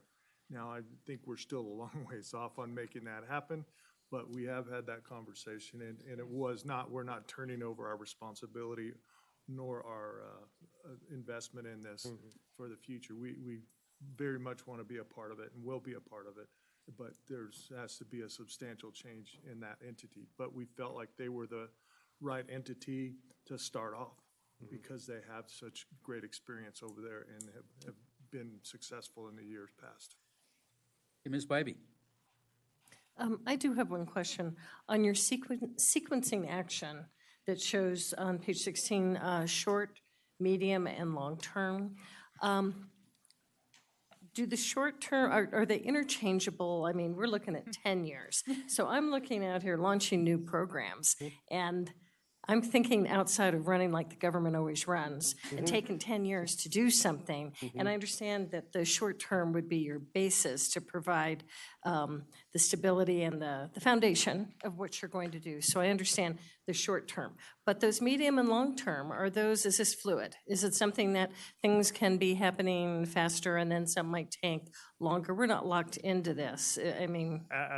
Sorry, I didn't mean to cut you off. Yeah, go ahead. Absolutely, you're right on. I think we recognize that this was our best collective feedback on how long it would take, and just trying to put it in the short, medium, and long-term buckets. We know that some of these conversations are going to be longer-term conversations, and so we try to sequence these in a way that we thought was feasible. But I think it is incremental. I think depending on what happens in the first 3 years, that'll also dictate what you can then take on in the medium and long term. And so it is meant to be not prescriptive, but just descriptive of how you could approach these things, and the prioritization of the actions in the short, medium, and long term. Okay, thank you. Sure. Mr. Abbott. Yeah, on the targeted actions, the Sparks, how, I guess, I'm assuming it's probably fairly similar across Washoe County, Reno, and Sparks. But I know like ADUs we already allow, so I know that doesn't. Right. That's different for us. Right. But is it about, say, 90% about the same across the region? Or I'm not trying to get an exact number, but you can use general words. Yeah, I think it is intended to be similar. We recognize that each of the jurisdictions may be in a different place in terms of their housing priorities, but also the types of programs they administer and resources they have. And so it is meant to truly represent that regional approach. And so you'll definitely see majority of similarity across what we're presenting to you today, what we'll present to Reno, as well as Washoe County. And so there might be some nuances, but I would think your number of about 90% is probably accurate. Perfect. Thank you. Good guess. Okay, any other questions or comments? Thank you so much for your presentation today. Very informing. Thank you. Thank you.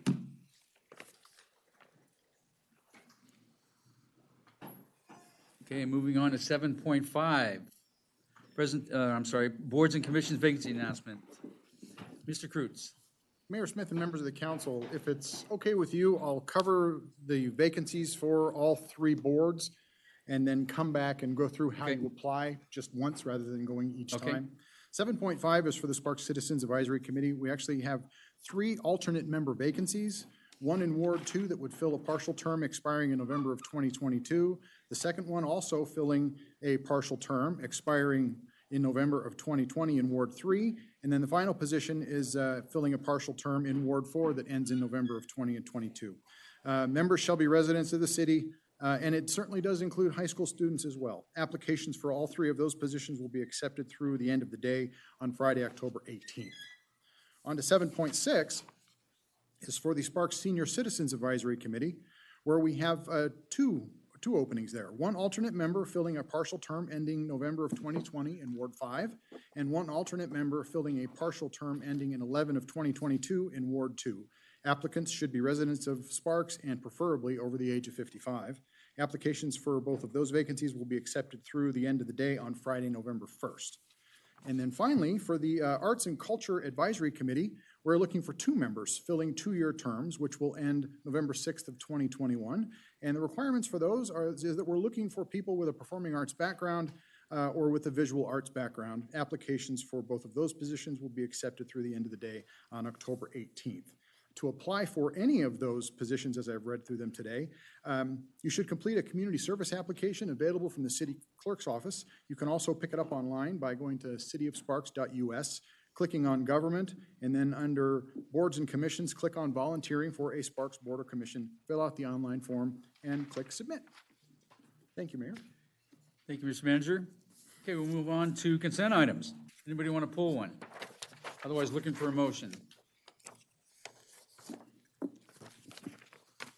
Mr. Dare. I move to approve consent items 8.1 through 8.4. Okay, we have a motion looking for a second. Mr. Lawson. Second. We have a motion and a second. Any further discussion? Seeing none, please vote. Passes unanimously. Moving on to general business today. 9.1, and I think this is Michael. Consideration, discussion, possible approval of reimbursement to the City of Reno for change order number 1 to the Digester 2 cover rehab project. Mr. Yes, Mayor, sir. Mr. Mayor, members of council, thank you. Michael Drinkwater, Treatment Plant Manager. I'm here before you today with a request to consider a change order to the construction, the Digester 2 rehabilitation project. Please recall you approved the underlying construction agreement at your June 10th meeting. Once we got inside the tank and sandblasted it and cleaned it, we exposed some corrosion of some steel support members, much more than we had anticipated. In order to make the tank serviceable, to completely rehabilitate it and get it back to work, we do need to replace those members. One particular component, the steel columns that hold up the roof, need to be replaced, and obviously that's a critical component. Those cannot be rehabilitated in place. They must just simply be replaced with alternate members. The pricing from the contractor, so we solicited a price for the work from the existing contractor, RDC. It's FAR Construction doing business as RDC, Resource Development. The price, we reviewed it with our consulting engineers. We believe it is a fair price. They're not trying to retire on this change order. So we believe it's in everyone's best interest to add this to the existing contract, finish the rehabilitation of the tank, and be done and move on. So that is, I'm before you today with that request, and I'm happy to answer any questions. And it looks like it gives a good roadmap for the other digesters when we do that. Absolutely, sir. So this will give us, when we get inside the next one in about a year, we'll obviously look very closely for this type of corrosion. Okay, any questions or comments? Looking for a motion. Mr. Anderson. I move to approve the reimbursement, City of Reno, for change order number 1 to Digester 2 cover rehabilitation project construction contract with FAR Construction Corporation, DBA, Resource Development Company at Tumworth for an amount not to exceed $170,000 with the City of Sparks share of $53,329. Okay, we have a motion looking for a second. Mr. Abbott. Second. I have a motion and a second. Any further discussion? Seeing none, please vote. Passes unanimously. Okay, this one is yours, Michael. Also 9.2, consideration, discussion, and possible ratification of the city manager's authorization of an expenditure in the amount of $69,139.63 to purchase the gearbox. Thank You're you, Mr. Mayor, members of council, still Michael Drinkwater, Treatment Plant Manager. You have before you a request to ratify the decision of the manager to authorize an emergency purchase on August the 29th of this year for a gearbox for one of our centrifuges. The short version is we have two centrifuges at approximately noon on the 29th of August. The gearbox on one of them failed, completely taking the machine offline, not possible to work. We need both of our centrifuges. As a little bit of the backstory, the centrifuge is a device that dewaters the biosolids prior to taking them to landfill. You can think of it as an expensive salad spinner, if you will. It separates liquids and solids. Currently we need both of the centrifuges we have in service. Now, as an aside, we are doing an analysis to see how we might create some redundancy there, but at the current moment, we need them both. So when that one failed, we started a parallel path of an emergency contingency plan, as well as locating an alternate gearbox. The contingency plan would have allowed us to stay in service with one centrifuge for about 4 days before we needed something on site, and we were working on mobilizing a contractor with either a belt press or some similar apparatus. That would have been very expensive. Fortunately, we found the gearbox in a warehouse in Indiana. We contacted the manager through the finance director, requested the authorization for the emergency purchase, which he approved, and we had the machine up and running. We overnighted the gearbox to us. We had it up and running 22 hours later. So going into the Labor Day weekend, I was very concerned. Loss of the centrifuge, if we'd had any problem with the second machine, we would have been an instant violation of our discharge permit. Obviously, not something we want. So in all senses, it was truly an emergency, and it was, in my opinion, the right thing to do. I would like to point out two things. One, we had to buy the gearbox from the manufacturer's proprietary equipment. So the only extra cost here was the overnight shipping. Had we just purchased it through normal channels, we would have shipped it in a slightly slower manner and saved a few dollars on that, but the gearbox costs what it costs. And also, I would like to take this moment to publicly thank the many members of the staff downtown who helped me through this, helped shepherd this this emergency purchase through, particularly Mr. Rich Brown, Ms. Stacy Hemmerling. We get a lot of support from downtown. I want to say it publicly. We can't do what we do out there if we don't have the support we have down here. So it was greatly appreciated, and it allowed me to sleep over the Labor Day weekend. Okay, So. Okay, questions or comments, Mr. Dare? I think, just to our public, a lot of times you have no idea what happens when you're sleeping. We had something very big happen in our city, and our city manager and everyone stepped up. I'd like to make a motion if you're ready for that. Go ahead. I move to ratify the city manager's authorization of the purchase of a gearbox from Alpha Laval Incorporated from the Truckee Meadows Water Reclamation Facility in the amount of $69,139.63. Okay, we have a motion, looking for a second. Mr. Lawson? Second. We have a motion and a second. Any further discussion? Seeing none, please vote. Passes unanimously. Thanks, Michael. Okay, 9.3, Kevin. Consideration, discussion, and possible approval of agreement AC 5608 between the cities of Sparks and Reno and Washoe County to manage collectively owned water rights pursuant to the Truckee River Operating Agreement. Kevin. Thank you, Mr. Mayor, members of council. For the record, Kevin Porter, Utility Manager. And as you mentioned, this item is an agreement between cities of Sparks, Reno, and Washoe County to collectively manage water rights that we own inside the TROA framework, the Truckee River Operating Agreement. This agreement aims to do two significant things. The first being it formally acknowledges the closure of the Local Government Oversight Committee. The duties and the needs for the Local Government Oversight Committee to continue on have ceased. The water rights that it was meant to oversee the acquisition of has been completed to date. And so this agreement acknowledges the closing of the LGOC, and now the second significant component of this agreement will form a new committee comprised of a technical member from the cities of Sparks, Reno, and Washoe County to sit on a committee to be a part of and work together in scheduling the water rights that we collectively own, whether that be storage or whether that be scheduling a release down through the Truckee River. This item has no financial impact. At some point in the future, it may have a relatively small financial impact in the form of hiring a third-party consultant to advise and help direct us on scheduling of those water rights. This item was taken to the Reno City Council on September 11th, and it was approved by Reno's council. It will go before the county board tomorrow on the 24th. Be happy to answer any questions that council may have. Okay, questions or comments for Kevin? Seeing none, looking for a motion. Mr. Abbott. I move to approve agreement AC 5608 between the cities of Sparks and Reno and Washoe County to manage collectively owned water rights.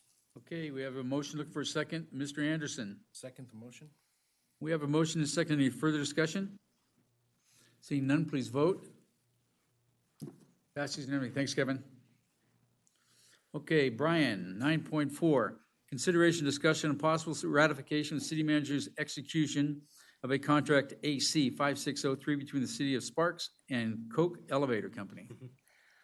Good afternoon, Mayor and members of the City Council. For the record, my name is Brian Kaysen, Capital Projects Manager for the City of Sparks. As you all may know, may be aware, the elevator here at City Hall in July had sustained a major mechanical failure that ultimately staff was notified that the lead time for that equipment to replace the parts needed was going to be about 10 weeks. And with the fact that the elevator is a very important ADA access component to getting to the basement of City Hall, the city manager basically felt it was appropriate to expedite the process and try and get staff going on getting parts ordered and getting that elevator back in service as quickly as possible. NRS 338 does require that we solicit for at least 3 quotes. We actually solicited for 4 quotes with 2 qualified quotes coming back, with Koch Elevator Company being the low quote at $95,815.55. Ultimately, this agenda item is for the ratification of the city manager's execution of a contract between the city and Koch Elevator Company. And with that being the end of my presentation, I would be happy to answer any questions you might have. Okay, questions or comments? Ms. Bybee. So what is our timeline for the elevator actually being operational again? Well, everything's been ordered. We have been working closely with Koch Elevator Company. They're going to try and do as much of the front-end stuff that's down in the basement as possible before the other equipment shows up. But so there's multiple items that have to be ordered. It basically, as one item is replaced, another item has to be replaced. They have these certain rules and regulations. So essentially, we're looking at the first week in November, hopefully, of having that thing back in service. I know it seems like it is a very long time frame, but we're going as quickly as possible and working with them as closely as we can. Okay, thank you. Okay, any other questions or comments? Okay, looking for a motion.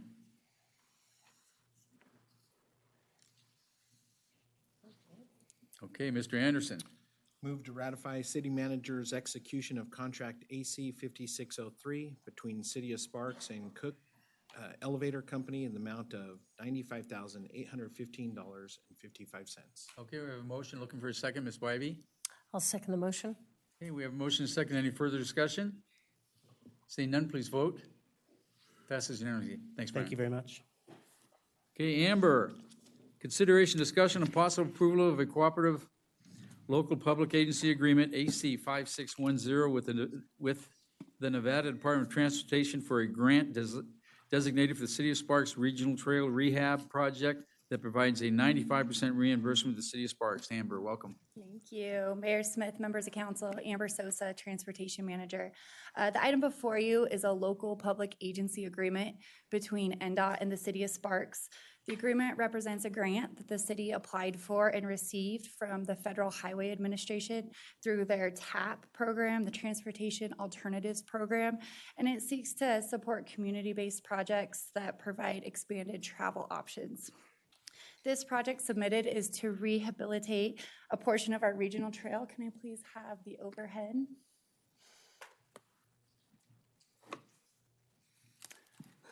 On the display in front of you to the left, you'll see Pyramid Highway. To the right, you'll see Sparks Boulevard. And the red line in the middle is the trail that we are looking to rehabilitate. Originally, that trail was done with paver blocks. It was not constructed to City of Sparks standards, as it was never intended. It was envisioned that it would be privately maintained. Currently, that path is closed to public access due to tripping hazards.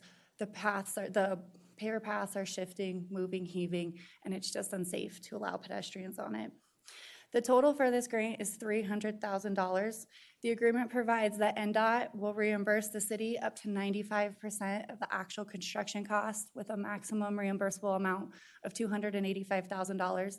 The remaining 5% is required of the project sponsor as a match, which would be the city of Sparks. This agreement allows for the design process to begin. That process involves numerous submittals to NDOT and oversight. And the agreement does not obligate the city to fund the project. It merely starts that design process. The total cost for this project right now is estimated at $425,000.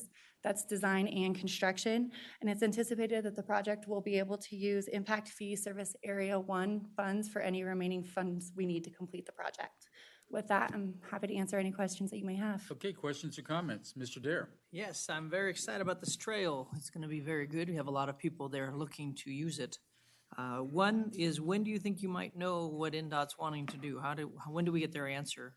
If we go in, if we say yes to this, we apply for it, and then we have to wait for them to tell us yes, or is it? No, we've already applied for it and received it, so this merely starts the agreement to start moving. We'll start design almost instantly, and we'll start with the submittals to NDOT on that back and forth process to get to a final bid package.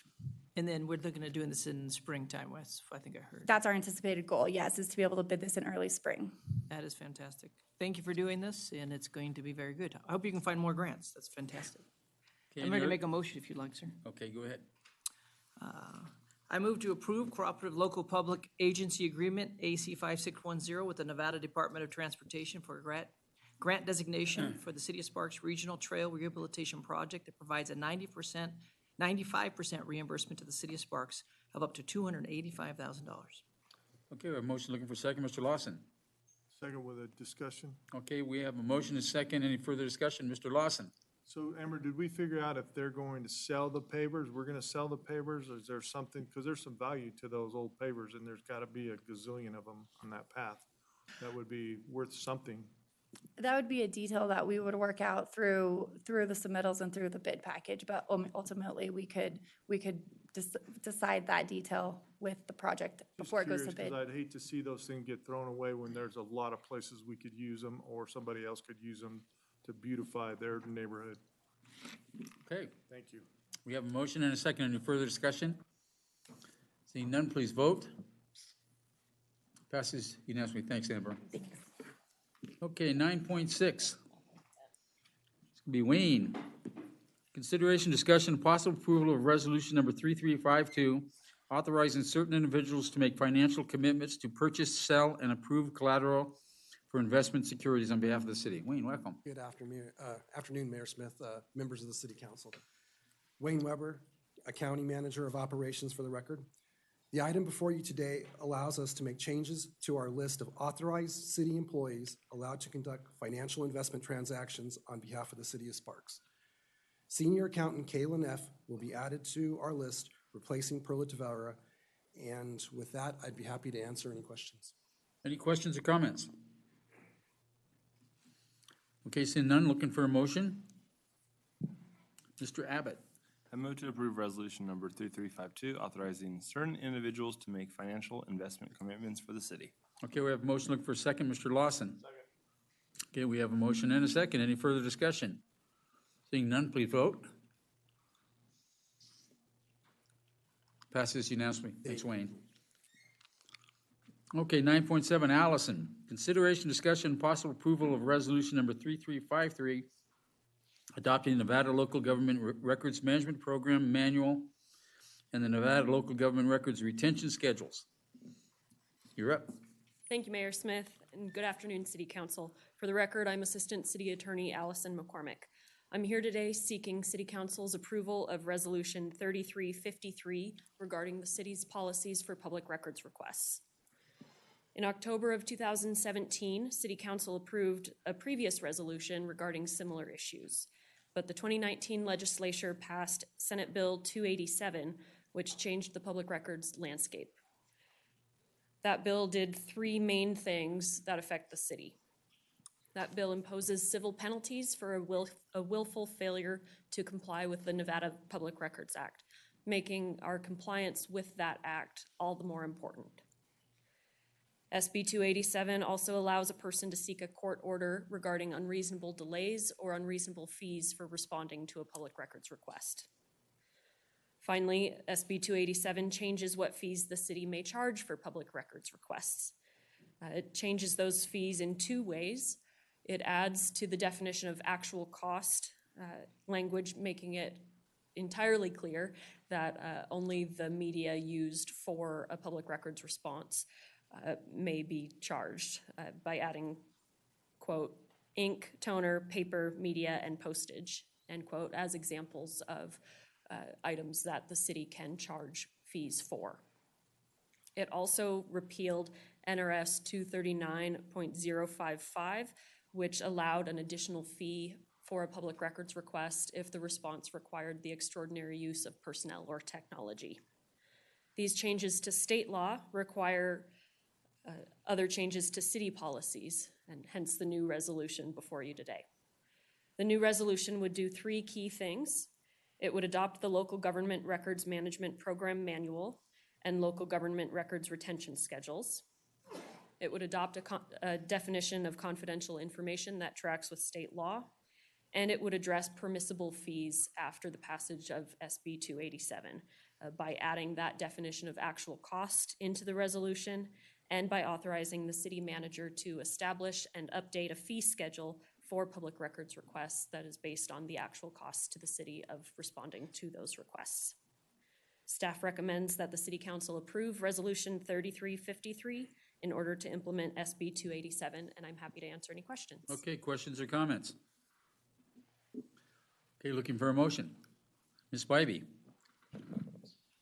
I move to approve Resolution 3353, adopting Nevada Local Government Records Management Program Manual and Local Government Records Retention Schedules, defining confidential information, and adopting a policy for establishing fees associated with public record requests. Okay, we have a motion. Looking for a second. Mr. Dare. I second.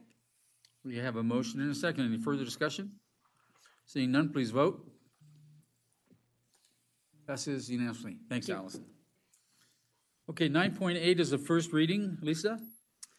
Right, this is the first reading of Bill number 2764, amending Sparks Municipal Code, Section 13.24.020 and 13.24.030 to correct the sewer and storm drain connection fees and providing for other matters properly relating thereto.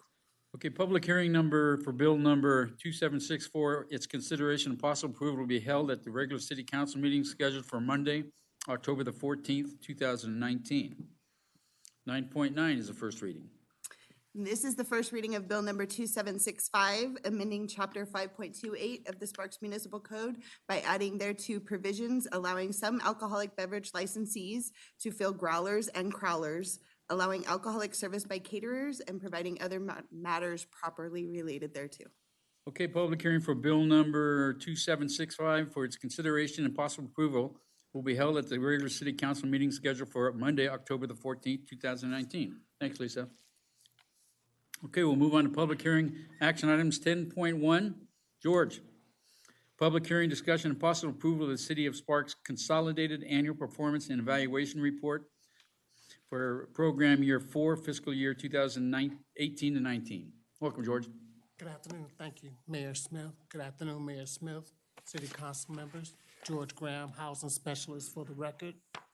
Today, I'd like to submit for City Council approval to submit the annual CAPER report to HUD for the City of Sparks' use of CDBG funds and participation in HOME and Washoe County Home Consortium over the prior year. I'd like to highlight the CDBG activities from the prior year. We spent approximately $107,000 of CDBG funds and an additional $176,000 of general funds from the City of Sparks to support the operation of the homeless center. And additionally, we sent approximately $100,000 of the housing rehabilitation and emergency repair grant fund. Through these programs, we were able to assist 9 households, 9 families in Sparks. An additional $389,000 was spent for the pedestrian improvements on I Street between Rock and 15th Street. The pedestrian improvements entails sidewalk replacement, curb and gutter replacement, ADA improvements in the area, as well as street improvements. An additional $18,000 was spent to support the continuum of care planning process for homelessness services.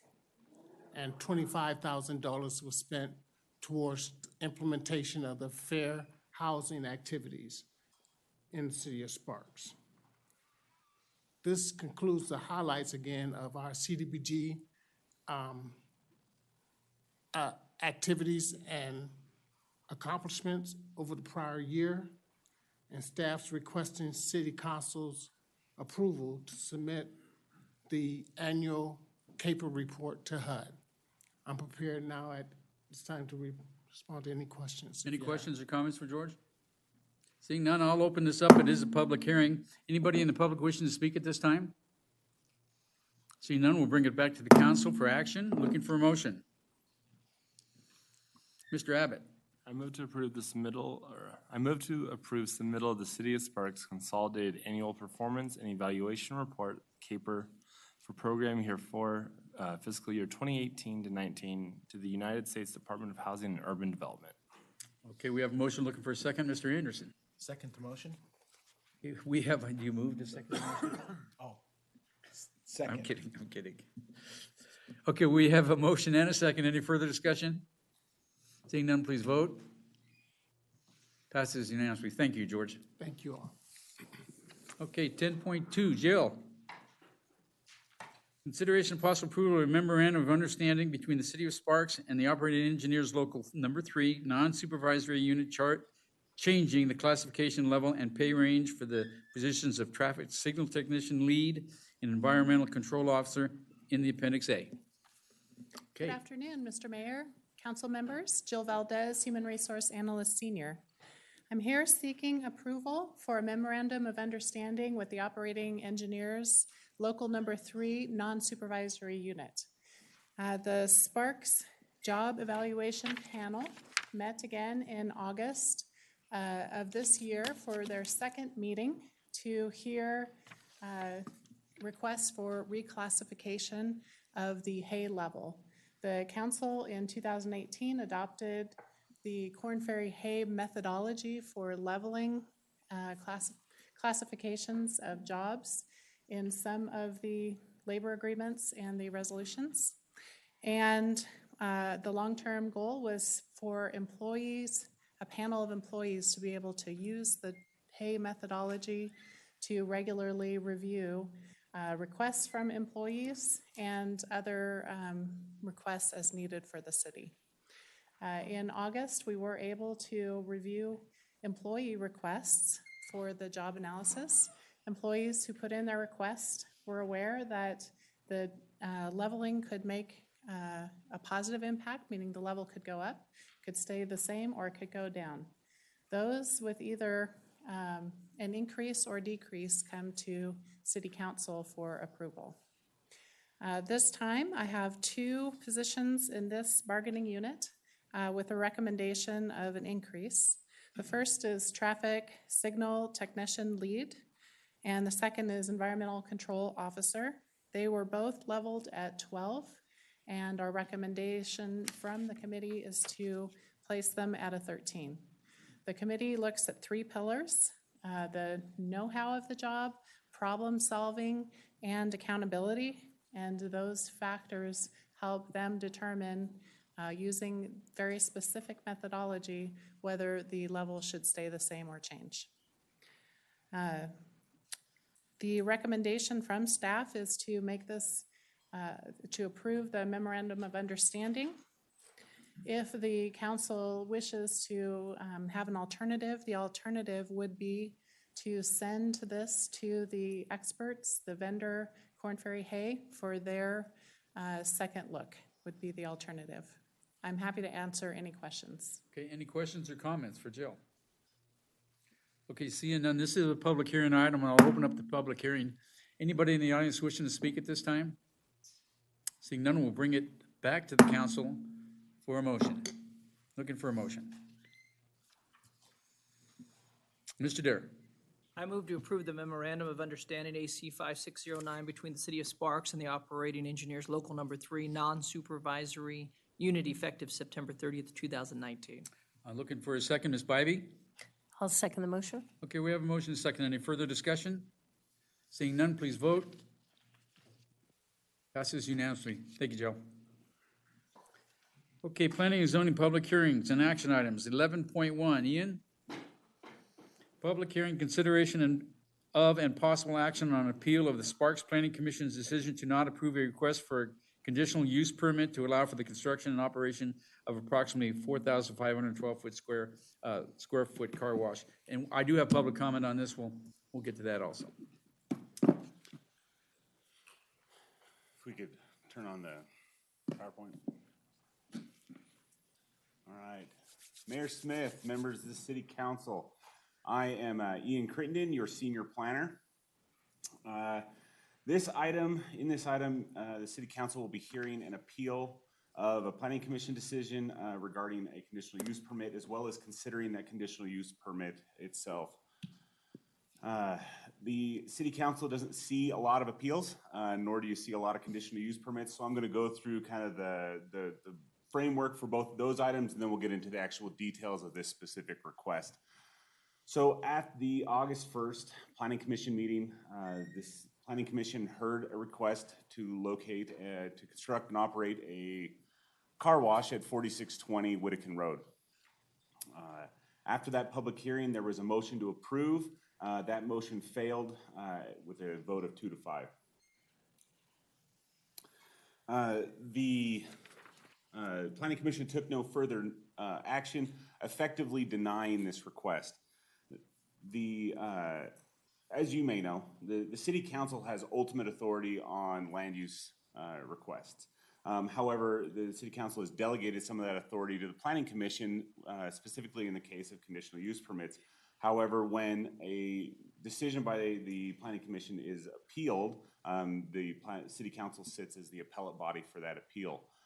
But as that ultimate authority in the land use decisions, you have a lot of options in regards to this appeal. You can approve the request for the conditional use permit either with the conditions as proposed by staff or with additional conditions or modified conditions, kind of however you feel about that. You can deny the request, or you can remand the decision back to Planning Commission to reconsider it. Your review of this appeal is de novo, which is fancy lawyer talk. And as such, I'm going to read to you what de novo means. It says, the review of this appeal is de novo, meaning the City Council owes no deference to the Planning Commission's decision and may weigh all the evidence anew. The substantial evidence standard in the state of Nevada is that the evidence that is that evidence that a reasonable person could accept or support a decision and is not unsupported opinion. Now we're going to talk about, so that's your review of an appeal, and now we're going to talk about conditional use permits. So Title 20 of the Sparks Municipal Code, more commonly referred to as the zoning code or the zoning ordinance, it lists all of the prohibited and permitted uses in each zoning district in the city. Some of those permitted uses require a conditional use permit. That conditional use permit is an opportunity to look a little closer at that specific use and the adjacent uses and to see if there are impacts that need to be mitigated. A conditional use permit is not a land use change. It is not a zoning change. It is not a special allowance or a use variance of any kind. It is just that opportunity to look at this specific use in connection to the adjacent uses and to look for identified impacts and then to evaluate mitigation factors of how do we mitigate those potential impacts. That mitigation can be done through specific conditions of approval, or it can be accomplished just through the site design for that use. It also provides an opportunity for public outreach because it is a public hearing, to send out public notice and to look for, from the community, their input on this item. When we look at conditional use permits, there are 5 findings that need to be considered. The first one deals with compliance with the comprehensive plan. The second one looks for compatibility with adjacent uses. The third is to evaluate the impairment of natural resources. And then the fourth one is the big one. That's where we look at potential impacts and we look at and evaluate mitigation of those impacts. And then the fifth one is where it's public notice and public hearing requirements. So now we're going to talk about the specifics of this actual request. So this site at 4620 Whittakin Road has a commercial comprehensive plan land use and a professional office zoning. Car washes are permitted in the professional office zoning subject to a conditional use permit. In fact, a conditional use permit was approved on this site in 2016 to allow for a 5,369 square foot car wash. However, that approval expired in 2018, and now this applicant, a new applicant, has come in and is requesting approval of a 4,512 square foot car wash on the same site. This one's going to take a second. Looking here at the site plan, you can see the site outlined here in red. This site is just south of Whittakin and kind of east of it as it makes that turn, and then north of McCarran Boulevard. We're going to zoom in a little. Again, this slide takes a second. As we zoom in, we can see the adjacent uses. Here to the east is a dentist's office. South, approximately 130 feet across McCarran Boulevard, are some duplex housing units. Here on the west and north is Wild Creek Golf Course, and we do have some single-family residential. It's about 430 feet kind of northeast of this site. Here we have the proposed site plan. You can see the car wash tunnel itself is located here kind of in the southwest quadrant of the site. Just north of that are some covered vacuum stations. The applicant is proposing a site access from McCarran. This will be a right-in only, and a full movement access from Whittakin Road. The applicant is proposing to locate all of the car wash equipment inside of the tunnel structure, and the vacuum equipment will be located in 2 enclosures here, kind of in the center to eastish side of the site. This slide shows a photo simulation submitted by the applicant. It does a good job of demonstrating that the elevation material and look of the car wash building. The site, the elevations, and the landscaping all are in compliance with the design standards in the Sparks Municipal Code, with one small exception. The support standards for the vacuum covers are supposed to be clad with a material similar to or the same as the exterior of the building, up to the same wainscoting height of the building. That detail was left out of their plans. It's a minor issue that we are proposing to address through condition 3, which will require that detail be included in any permit plans that are submitted. Now we're going to talk a little bit about the findings required for a conditional use permit in specific reference to this request. As I stated, the site has a comprehensive plan land use designation of commercial, which permits the professional office land use, or professional office zoning. The professional office zoning specifically permits car washes subject to a conditional use permit. Based on that chain of logic, staff believes that the request for a car wash is compliant with the comprehensive plan. Finding C2 looks at compatibility with adjacent uses. So let's talk about compatibility for just a second. Compatibility is not about adjacent land uses being the same or even similar. When we talk about compatibility, we're really asking, does the use of one property unduly diminish the use of adjacent properties? To a certain extent, that question of compatibility was discussed and evaluated when this site was rezoned in 2006. In 2006, this site was rezoned from residential to professional office. At that time, the Planning Commission and City Council reviewed the potential uses on the site as a professional office zone property and determined them to be compatible with the adjacent uses. In specific, when we look at this site, a car wash adjacent to a dentist's office and a golf course, staff doesn't see any compatibility issues there. When we talk about adjacency to residential, we are sometimes concerned. However, when we look at the history in Sparks and how we've done things, there is a lot of commercial zoned and specifically car wash developed properties throughout Sparks that are as close or closer to residences than they are on this site. So staff believes that as submitted and conditioned, this request is compatible with the adjacent land uses or the adjacent properties. Finding C3 requires us to look at the impairment of natural resources. This site's been graded for many years and is fenced. Staff does not see the development of this site having any specific impacts on the impairment of natural resources in the city of Sparks. Now we'll get into finding C4. Again, this is the big one where we look at potential impacts and talk about the mitigation of those impacts. Again, that's done through either specific conditions of approval or through the site design itself. We had 4 major identified impacts. We're going to go through each one of those. So the first one we looked at was traffic. Excuse me. The applicant submitted a traffic analysis. That traffic analysis was reviewed by staff, including the transportation manager. That traffic analysis anticipated that there will be 775 average daily trips and 78 p.m. peak hour trips. It's important when we talk about trips that we understand that trips are in and out. So each car that visits the site actually generates 2 trips. So when we say 78 p.m. peak hour trips, we're talking about 39 vehicles visiting the site.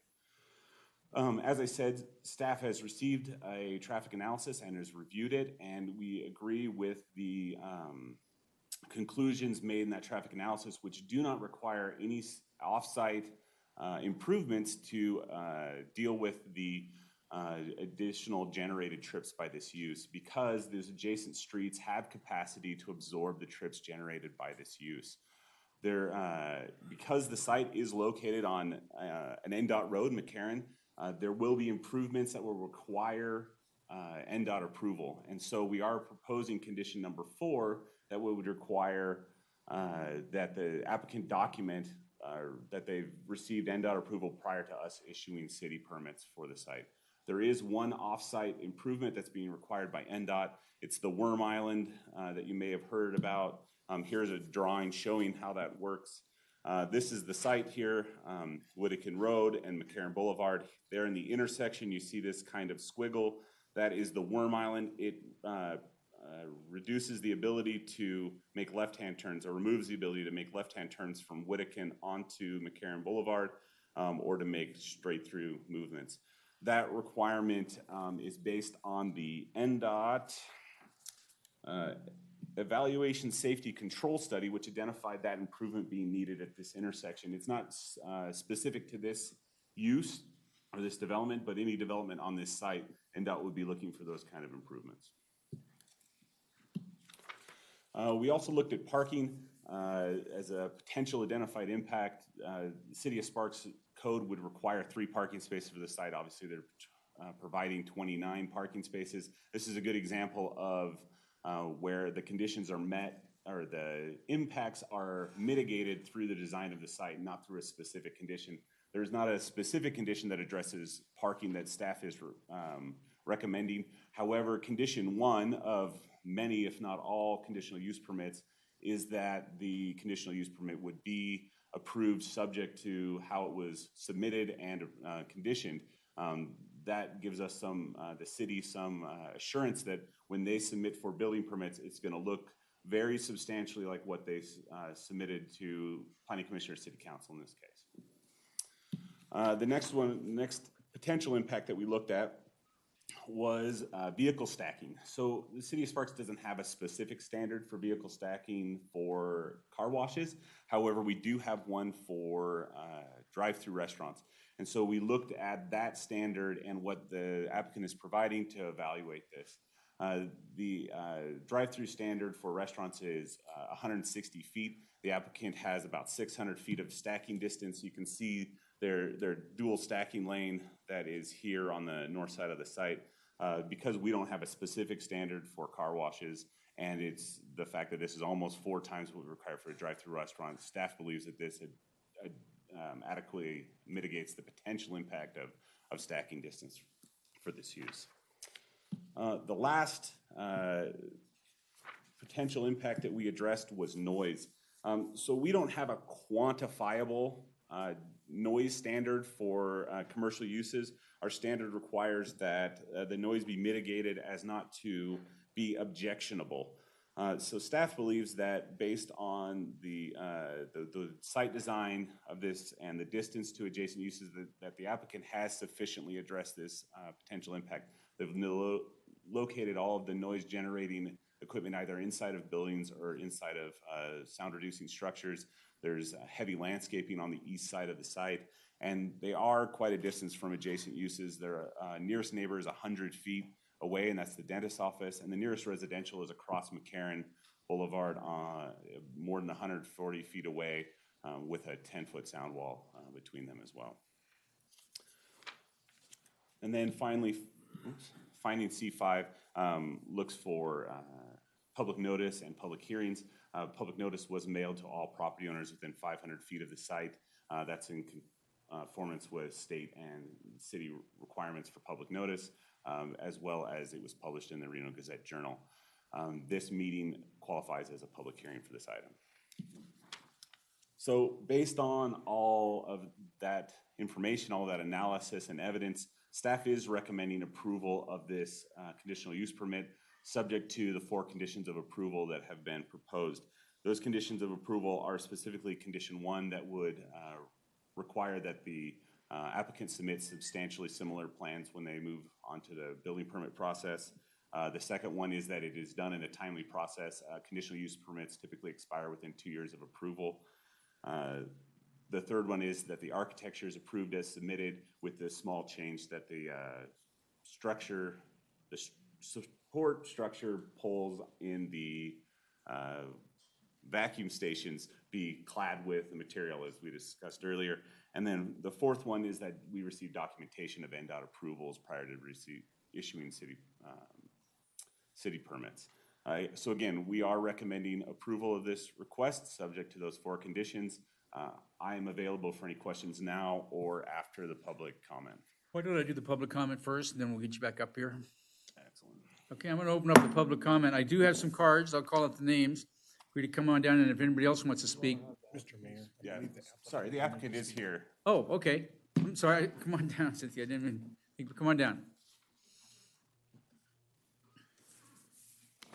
I might not get my first appeal. I know, that's, 30 years I've been doing this, I've never had an appeal. well, it's the first for all of us here. It is. For the record, Cynthia Albright, Stantec Consulting. Thank you for the opportunity, and thank you, Ian, for a terrific presentation. Because it is a de novo with new evidence, there's some things that are going to be a repeat of what Ian covered, but I'm certainly going to present some new information as well. Okay. I just don't know how to advance. Oh, you push the mouse down?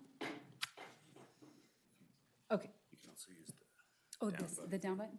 Okay, so really quickly, I have a little agenda. I'm going to talk about our community outreach. We've updated and conducted a noise study, and then we updated our traffic analysis, so I'm going to run through all of that information. With me here today, except for Mr. Poland, who missed a connecting flight, are the same individuals who were with us at the community meeting that we had last week. So between all of us, we can answer any questions that you might have, and hopefully we don't have too many. As we talked about, this is the express car wash. One thing that I do want to point out is that we were actually in for building permit on our 3rd revision when we found out that we were out of compliance, that the conditional use permit had expired 12 days before. So we missed it by 12 days. The point being is that we won't have any problem with meeting the conditions of approval because the plans that we have submitted already meet the conditions of approval. The building that we're proposing is actually smaller than the original building that was approved. The new condition is that we are limiting our access to one right-in off of McCarran and a two-way out of Whittekind. There's a 75-foot wide drainage buffer on the east side. As everybody knows, there's a surface flow that comes off of the golf course, comes through the property, and it comes into that drainage structure in McCarran. Because of that drainage structure there, we are limited in our site design, if you will, but it doesn't create an unsafe condition on McCarran. We already actually have approval by NDOT for these plans, and this driveway location in both on McCarran and on Winnicott has been approved by NDOT already. We're certainly planning on using the most high-tech technology available, which will definitely mitigate any sound concerns. There's biodegradable cleansing products that are used. 85% of all the water is actually recycled on site. And the total car wash cycle is only 3 minutes. So people come in, they pay, 3 minutes later they're out, and either they choose to use the free vacuums or they move on. So our community outreach. We had a community meeting last week, and we went through a lot of the same information that we're presenting here today. We talked about the project. We certainly showed them some renderings that we had prepared. We talked specifically about the NDOT ICE study, and NDOT was at that meeting. We went through the results of our noise analysis that we conducted in response to a lot of the comments that we heard at the Planning Commission. We hadn't done a noise study before then, and we updated our traffic analysis, and we provided some update to that information as well. After that presentation, we broke out into different sections where everybody who's in this room on our team was there that night, and we're available to answer any questions that folks might have. We had 21 people show up, and 14 of those filled out comment cards. I took all of those comment cards and I typed them into a word cloud, and it shows you all the words that came up, and the largest words being the ones that were stated most frequently. And of course, all of those, no surprise, traffic congestion, certainly concern for a dangerous intersection at McCarran and Whittekind, and that there's a lot of car washes nearby, and we certainly don't need another car wash. So since Ian has already gone through this, I won't stay too long here, but this is our visual simulation rendering that we showed. You know, I would think that with all of the effort that we have spent in working with Ian, the architectural is in no way, I think, detrimental to the surrounding land uses. We're using quality materials. We've located the building as close to the intersection as possible, and we think it doesn't detract from the context of the neighborhood at all. This is a view from what the folks that live up Whittekind might see. And of course, this is the driveway entrance on Whittekind, or excuse me, on McCarran. And like I said, the driveway access, you know, is somewhat constrained by physical location due to the existing infrastructure that conveys stormwater, but it does not create an unsafe condition. This is the out condition onto Whittekind. And at the Planning Commission, the planning commissioners and members of the community raised questions about whether or not we felt that the car wash itself would generate more noise than is typically heard in the environment there today. And I could honestly say, I couldn't actually say on my Girl Scouts honor that I knew that to be true. I do know that in Blue Wave car washes and other facilities that are existing, the noise that's generated from the car wash itself does not exceed 65 decibels. But I couldn't say with all honesty at this location was that in fact true. So we conducted a noise study. And we put noise monitoring equipment both on the property, at the closest residential on Galt Avenue, and of course at the multifamily across the street. And what we found is that without the project, the current noise generated from the traffic on McCarran, both in the PM peak hour and the non-peak hour, clearly exceeds 65 decibels today. When we look at the actual project itself, we find that the project itself does not in itself generate more than 65 decibels of noise. So we measured what the sound would be at the existing commercial to the east, what the closest residence would be up off of Whittekind, and then of course at the residence off McCarran, and then the multifamily. And in no circumstance would this car wash with the enclosed equipment in the CMU or in the tunnel generate noise above and beyond a 65 decibel level, which is certainly considered to be normal and standard in the industry. So we heard from the community that our traffic analysis, which staff reviewed and agreed with, they didn't necessarily agree that our original assessment of the amount of traffic that would be coming out of the exit onto Wittekind. Our traffic engineer had originally assumed a certain number of vehicles would generally turn to the west and head on McCarran based on evaluating how the traffic flows today. They felt that our analysis probably underestimated the amount of traffic that would actually turn right and go up Wittekind. So we reinvestigated that. It's important to point out that the intersection control evaluation that was completed by NDOT was actually completed prior to this project even being submitted to the city of Sparks. And so when we spent a great deal of time working with NDOT to satisfy their concerns with respect to the access locations, and then of course to redesign it in order to include the Worm Island improvements. But we are in no way responsible for the Worm Island. Mr. Poland and Blue Wave is just responsible for paying for it. But that time that we spent trying to make sure we could get that coveted NDOT approval is what caused us to actually be late on submitting the plans. We didn't know we were so close to the CUP expiring, but we certainly sort of hemmed and hawed and made sure everything, our T's were crossed and our I's were dotted, and then we missed it. But the important thing is that we wanted the public to know that the Worm Island is not a result of this project, it's a result of the dangerous condition at the intersection that exists today. So in revisiting our traffic analysis, Joe Mactudis, took the worst possible case scenario. And as Ian has said, there's 78 peak hour trips, which is 39 cars. If we assume a worst case scenario and 44% of those actually turn right, that would be an increase of 17 cars that turn right on Wittekind that don't turn right on Wittekind today. And because Blue Wave is trying to be a good steward, and because we realize that cut-through traffic has been and will continue to be a problem in this neighborhood, nobody wants to have cut-through traffic. I've spoken with Mr. Poland, and he completely agrees that we as an applicant would be more than happy to contribute and conduct a traffic calming study for Wittekind and be more than happy to participate in traffic calming improvements, including speed tables on Wittekind. I'm prepared to say that he can contribute to at least one of those. We are constructing the Worm Island, but we will conduct the study in conjunction with staff, and we will construct at least some of the recommendations from the traffic calming study. I just clipped this off of the NDOT website. It's kind of important to note, and I know that the folks that live there realize that there's still cut-through traffic, but the intersection improvement at McCarran and Pyramid significantly lowered the amount of traffic going down Wittekind from 2,600 to 1,800, which is a reduction of 30%. So there still is a great deal of cut-through traffic, and that's why Blue Wave and Mr. Poland is more than happy to conduct a traffic calming study. Ian mentioned that there are some existing car washes, and certainly we've heard from many of the residents that live in the area, why another car wash? And I'm sure that's a legitimate question.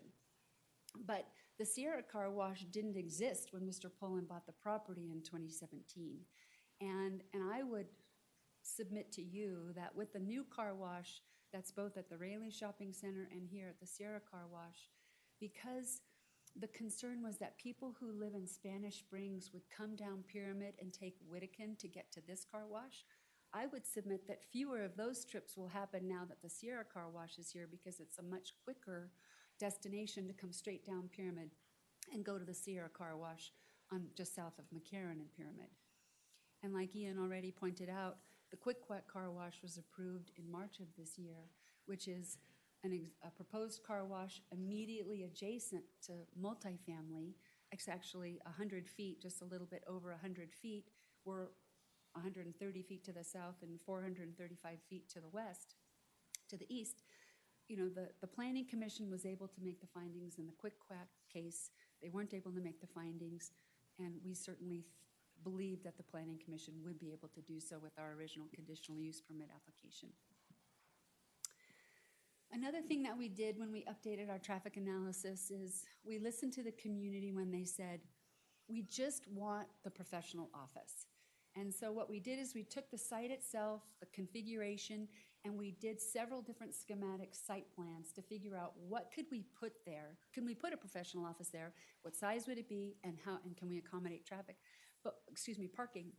And so the other thing that we did is we looked at all of the other uses that could go there without a conditional use permit today. And we analyzed, based on our building footprint and our parking spaces, how many peak hour trips would those uses generate? And we provided this table to staff. And this table shows that not only does the Blue Wave Car Wash generate fewer trips, peak trips, than a lot of uses, it certainly is on par with the professional office which is what the community has asked for. But most importantly, a lot of these other uses, a restaurant and a sports bar and a coffee shop, a donut shop, all these other uses generate significantly greater numbers of traffic in the peak hours time standard, and they are allowed today without a conditional use permit. So in conclusion, Blue Wave, they're a private family-owned business. We are not proposing a car wash with a gas station or selling sodas or alcohol. It's a car wash. The plans are 100% designed, drawn, submitted, and in their third round of revisions in the Sparks Building Department. We have no desire to do anything but a single use. Blue Wave certainly wants to be a community partner with the citizens of Sparks and do business in the city of Sparks. So with that, thank you. Thank you, Cynthia. Okay, I'll open up the public comment period. Anybody in the audience wishing to speak that hasn't filled out a card, would you please do so? First speaker is Steve Walls. Come on down, Steve. Welcome. I would like to speak in opposition to this project. We were here for the Planning Commission meeting back in August, and we're kind of relieved to see that they recommended that the permit not be approved. I wasn't able to attend last week's informational meeting that they had, but I was surprised to see that they've adjusted the traffic flow east on Whittican, because at the initial meeting they said that it would probably be, if I remember correctly, one vehicle per hour on average. You know, living on Whittican, I know for a fact that that's not going to happen. I think that even this new projection is going to be a bit low. Whittican is not a safe road. Sometimes it's very difficult for us to get out of our driveway. You know, living right on Whittican, it's unsafe for pedestrians and bicyclists because the section of road where we live, there is no shoulder whatsoever. There's just a ditch, and I'm surprised that someone has not been run over. And the cut-through traffic, they have no respect for the people who actually live in the neighborhood. So they drive way too fast. Little concern for, you know, those of us who have to live with it. And I think that because that stretch of road is part city, part county, part state, I think there needs to be some sort of come together so that all three entities can figure out what to do with the traffic on that road. Because as it is now, it's not safe. And I encourage you to abide by the Planning Commission's recommendation. Thank you. Thank you, Steve. Okay, next speaker is John Capurro. Come on down, John. Welcome. Well, thank you. John Capurro, 4825 Whittican Road. My house is the third left driveway as you turn east on Whittican Road. I'm here not only in opposition to this specific one, but any business that has a need for high vehicle traffic counts. The intersection of Whittican Road and McCarran is not a safe one. There's been lots of accidents. The history's there. You have lots of traffic going westerly on McCarran, and that traffic is increasing. It used to be about 7:37, now it's 5:30. Traffic starts speeding up. You've got eastbound traffic on McCarran that's coming, and they're going to go toward Rock and then toward Pyramid Lake Highway. You've got people coming eastbound on McCarran that are going to do a left turn on the Wedekind. You've got people going west on McCarran that do a right turn onto Wedekind. I drive the stretch that goes from Rock Boulevard to Wedekind on a daily basis. I put my blinker on, I start to slow down. They don't even look at my blinker light until I start hitting my brake lights, and they get real close. I usually have to end up diving into the bicycle lane to make sure that they have room to go around. They don't want to slow down. I've got to take it about 20 miles an hour. I traveled that same route with a heavy truck, trailer, and a tractor on it. I have to slow down to about 10 miles an hour to do it. I can't tell you how many times I've almost been rear-ended by people who disregard the whole thing. They don't care about the fact that I'm turning, and it makes it really tough. And now you're gonna have any type of business that has a lot of vehicles, you're gonna have them turning off McCarran, and then you're gonna have us turn off on the Wedekind. You got double turn right there at the end, and you have people coming out Wedekind who turn right and continue west on McCarran. It's a recipe for disaster.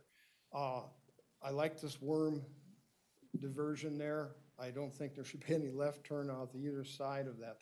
That's a great idea. But any increase in traffic is just really unacceptable. I live right there where it's a blind corner, and I can't tell you how many times I've started out and here comes traffic easterly from Wedekind, and I have to slam on the brakes and they go by. And I've received a single finger salute and lots of horn, lots of times. So any increase in this section of road is just unacceptable, and I ask you to vote against this. Thank you. Thank you, John. Next speaker is Gail Miller. Come on down, Gail. Welcome.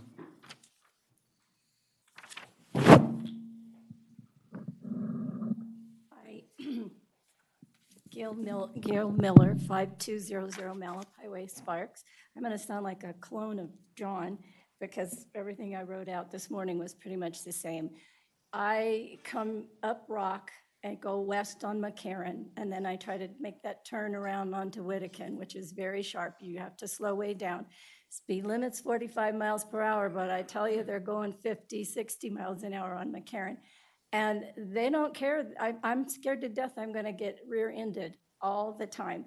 This little driveway or entrance they're going to put on McCarran, you're going to have two places where people are going to have to slow down behind you. I don't think it's going to work. I think there's going to be lots of accidents, and I really do fear that someone's going to be horribly injured. I also worry about the people coming in and out on Wedekind, because as you come around that curve, you come down McCarran, you're coming from the west, you're going east, you're going to turn onto Wedekind, and you come around a little curve, and there are going to be people coming out of that driveway there, and you're trying to go probably 20, 25, which the speed limit I think is 30, it's 25 in some places. And if people are coming out, there's not a lot of room between the intersection and where this entrance and exit's going to be. You're going to have backups. You're going to have people slamming on their brakes. I've slammed on my brakes for the lovely little dental office traffic, which isn't very big because people try to dart out of there. It scares me from a point of view of accidents terribly. I do believe the noise level will increase. Most of us that are here live a little bit higher. Noise travels up. There's going to be a new school. We're getting more noise from that. I think we'll get some more noise from what's going on at the car wash. That worries me. I'm also a little bit worried about the competition for this car wash. I noticed the prices went down at the car wash at Rayleigh's recently because of the other one, I guess, down the road. And I'm wondering what's going to happen with this one. Will they be able to sustain all of these car washes? And if this one goes out of business, will we have an abandoned building? What other businesses want to occupy a car wash building later? Thank you for listening. I hope you'll take all of this into consideration. Thank you. Thanks, Gail. Okay, next speaker, John Hess. Come on down, John.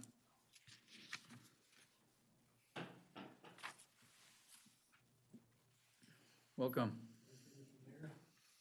You guys got your work cut out for you, ladies and gentlemen.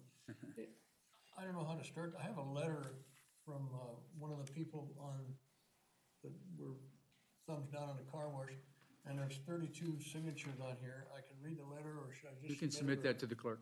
Okay.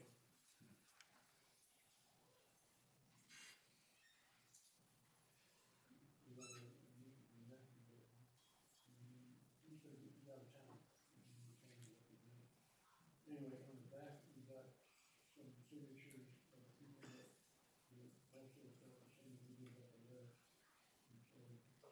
We will put it right into the record. Good, all right, thank you very much. You're very welcome.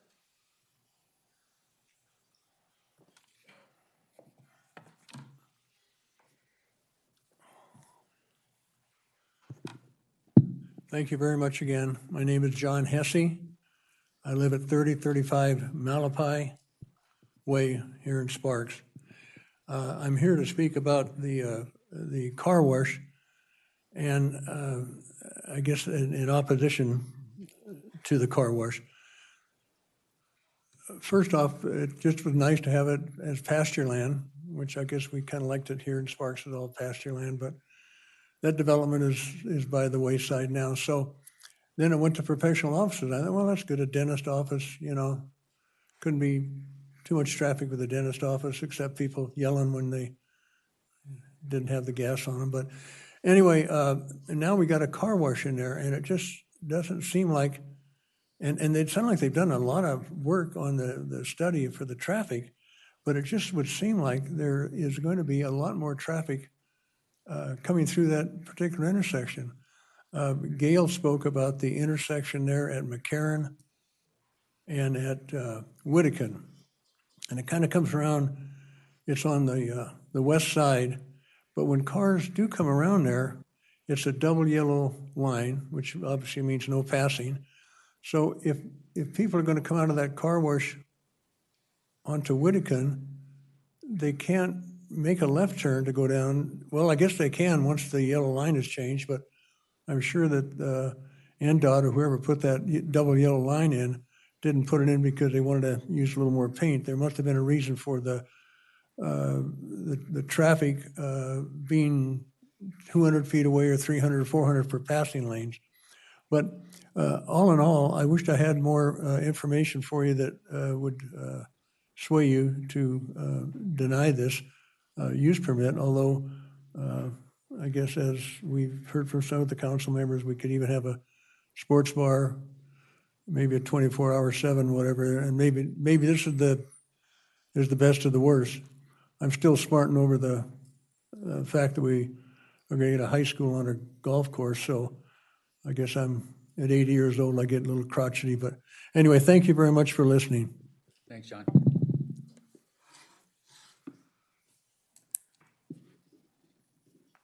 Okay, next speaker, Mr. Greg Smith. Welcome, Greg. Come on down.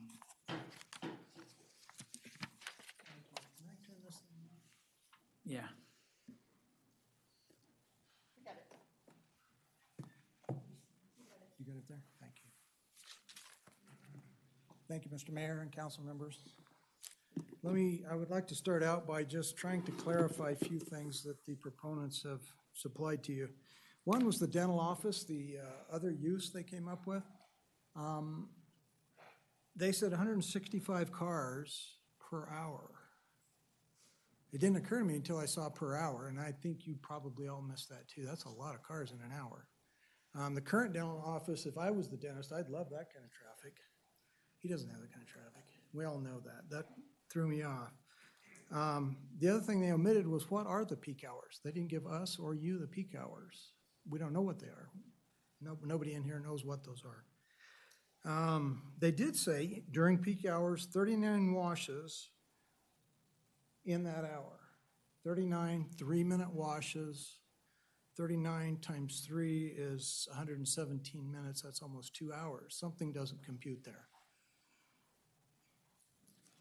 The other clarification was there is another, they omitted it on their little map, the car wash at Winco. There's another one there. So there's 0.8 of a mile that way is another car wash. They did say 775 additional cars, okay? They even showed us the chart. 2018, 1,800 was the count.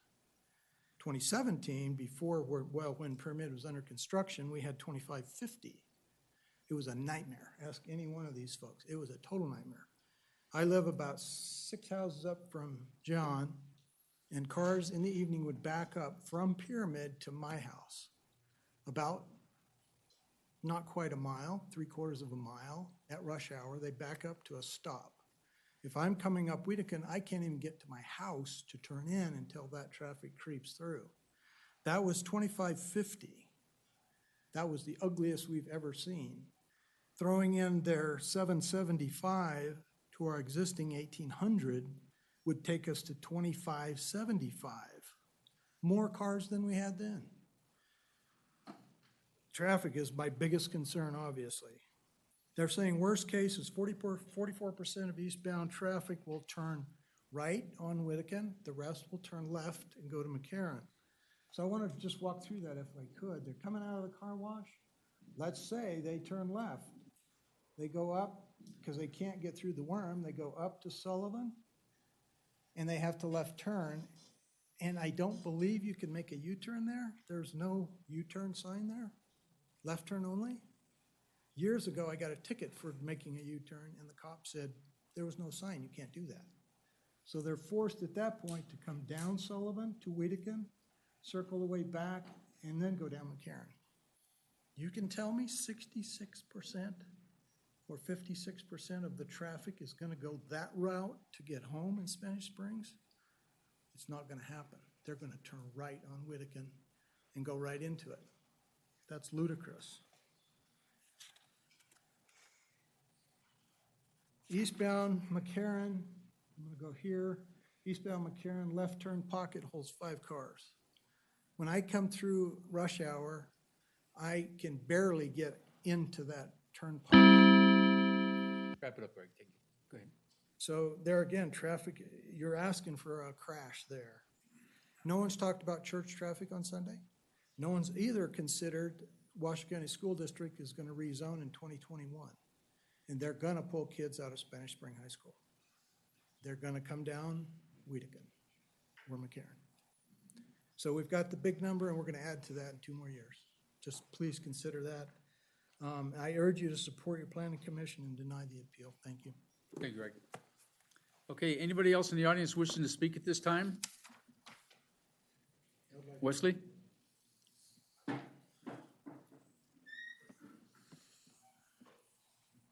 For the record, again, I'm Wesley Griffin, been on Wedekind Road now for 22 years. I know about the traffic there. I've seen traffic backed up over a mile trying to get onto McCarran Road, going east on Pyramid. And we see periodically, we see Washoe County come in and set up speed traps there. People speed on that road. They go vastly exceed the speed limit. It's not very often we see the speed traps, but believe me, when they do set up a speed trap, it's very, very lucrative for the county. We see multiple stops. We see people vastly exceeding the speed limit, and it's very dangerous. That is why I believe that if anything is put in here that would increase traffic on Wedekind, if we're going to see something going there really does need to be requirements for speed calming devices, be that speed bumps and or electronic signs that display what speed somebody's going. So I would encourage you, I would prefer with my other residents here that there not be anything in there. Whether or not that's reasonable or not, or whether or not, I would agree too that there are certain types of businesses, for instance, I can tell you, I live very close to the dentist office, and there's nowhere near the type of trips coming out of that dentist office that they're showing there, nowhere near that. And that dentist would have retired long ago if he'd had that kind of traffic.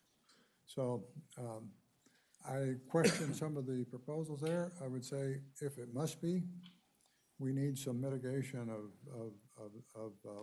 the traffic dangers there. We need something done to slow traffic.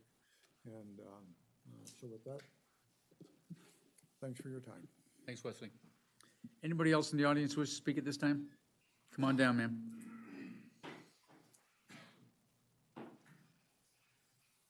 I'd just like to add a little bit to what I said when I first started. Okay, just I'm repeat your name. Charlotte Clem, and we Okay. live at the corner of Whittakin and High Rock. Our house is probably the closest to Whittakin of anyone on the street. We built it 15 years ago, not knowing that we would have so much traffic. But when I initially was telling you about coming around the curve and the left-hand turns, now that you have seen the photos and can see as much traffic as we already have on Whittakin, that people who are coming out of the car wash either are going to go right, but most of that traffic that will be approaching the car wash is definitely going down toward the highway. So if anybody is going to turn and go up to Whittakin, that's a smaller portion than the ones that are going to go straight through in the car wash drive lane and then turn left down to Whittakin, down on Whittakin to go on McCarran toward the highway. With all the traffic that's already moving up Whittakin, all those people with that short curve that you saw, they're going to get hit. They're having to stop or they're going to rush out with all the traffic coming the other way. And I think you should really consider that. That was my biggest concern when I spoke to you initially, is the traffic, the collisions, as well as on Rock and McCarran when traffic is moving down. As everyone here has said, just getting around Whittakin, but you're 4,000 feet closer and going in. So please consider that too when you're thinking about it. It's not the car wash really that's the problem. It's the specific location with the existing traffic and protecting the members of the community right now that are going to be affected by those who are not paying attention or traffic coming the other way. And we're not even considering the bad weather. And Whittakin is a terrible road in bad weather. It drops off on the sides because of the ditches, the churches. There's already some barriers, but it's not a real safe road on a good day. Thank you. Thank you. Anybody else in the audience wishing to speak? I do have a letter from the Turners who live on Lepre Way that will admit to the other comments. They are in opposition. Seeing nobody else wanting to speak this time, I'll bring it back to the council for action. Ian, come on back. Questions or comments? Ms. Bybee? Ian, I have a question, a clarification. On the traffic study that's showing the 775 average daily trips, you showed 78 PM peak hour trips. Did you clarify that each vehicle is 2 trips? It's in and out, so 78 would equal 39 cars? That's correct. Okay, I just want a clarification on that. Thank you. Okay, any other questions or comments? Mr. Anderson?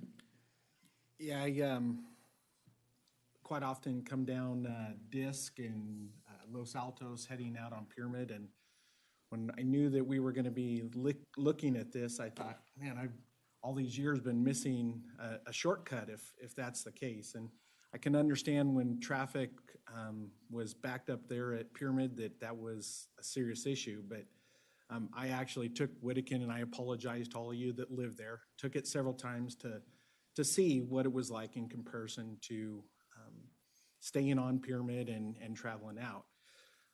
So I personally think it would be crazy for someone to take that route thinking it's a faster one.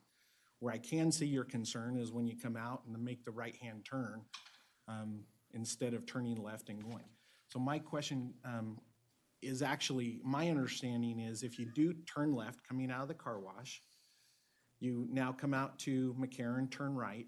If I want to continue towards my house, you know, further to the east, are they going to be making a U-turn? Can we make a U-turn at Sullivan and McCarran? I'm not aware if a U-turn is allowed there or not. It's hard for us to speak to what the driving pattern is going to be beyond that. But the traffic manager, Amber Sosa, may be able to speak to it better than I can. But they can make a U-turn as long as it wasn't posted no U-turn. Amber Sosa, Transportation Manager. For the record, it is my knowledge that you would be able to make a U-turn up at Sullivan to come back further east into Sparks. And the traffic study did actually look at the left turn pocket at that intersection to accommodate further traffic that could be making that movement. But that would all be NDOT. Yes, and we do have NDOT here if you would like to speak with them as well. I think it would be great if we could, yes.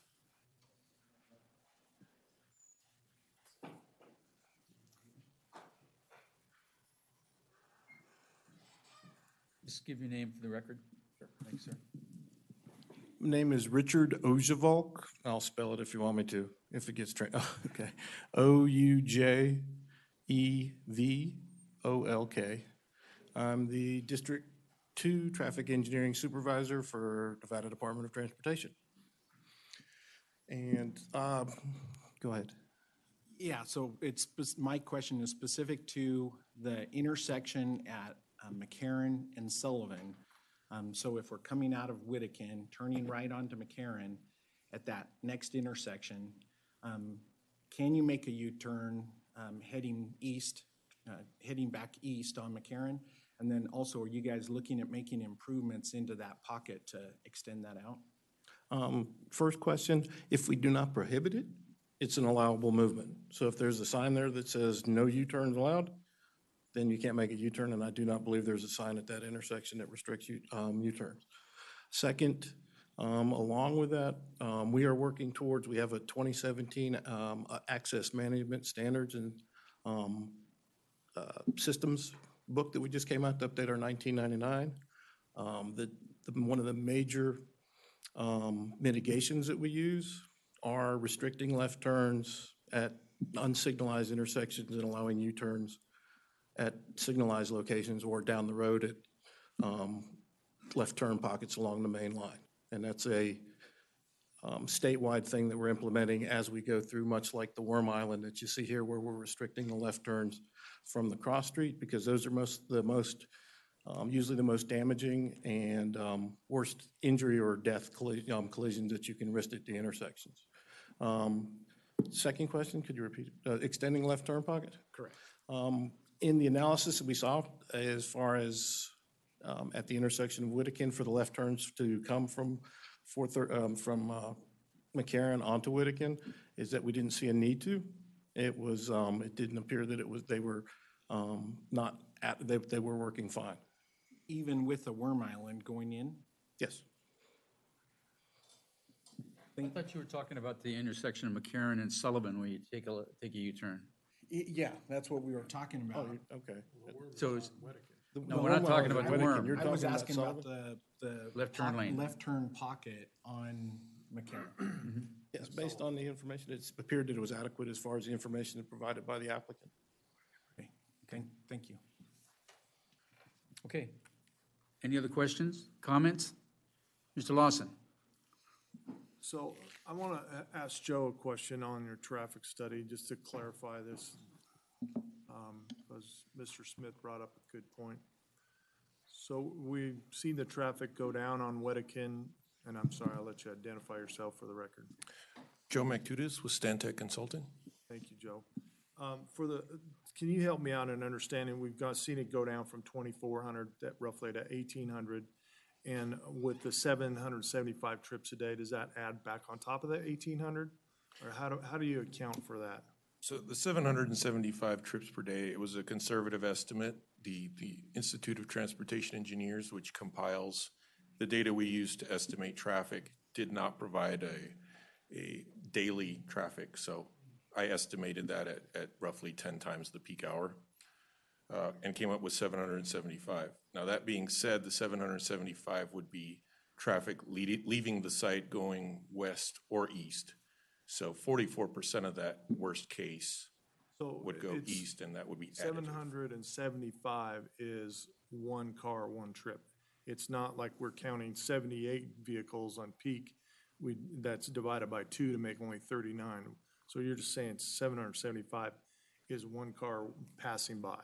Sorry, no, 775 is the total of the in and out trips. So that's roughly half that number. Roughly half that, yes. Okay, thank you. That's what I was trying to get at. And then Ian, thank you, Joe. I don't have any other questions. Ian, what's the hours of operation? The applicant had proposed hours of operation, but we had not written a condition to require specific hours of operation. That's something that is available as an option, but is not something that we had proposed as of yet. So I'm call Cynthia down again. Yeah. Thank you. In the meeting that we had last Tuesday, Mr. Williams said that he was willing to do 7 to 7, 7 a.m. to 7 p.m. hours of operation. Are you guys willing to put that as a condition? Yes, for the record, Cynthia Albright, Stantec Consulting. I believe the application that we submitted for the conditional use permit was 8 to 9 p.m. The presentation that you heard, Mr. Poland said he believes the hours of operation are 7 to 7. We're happy with 7 to 7. We're happy with 8 to 8. We're just willing to do whatever the community thinks is the most appropriate, but 7 to 7 is certainly fine with us. Okay, thank you. Thank you.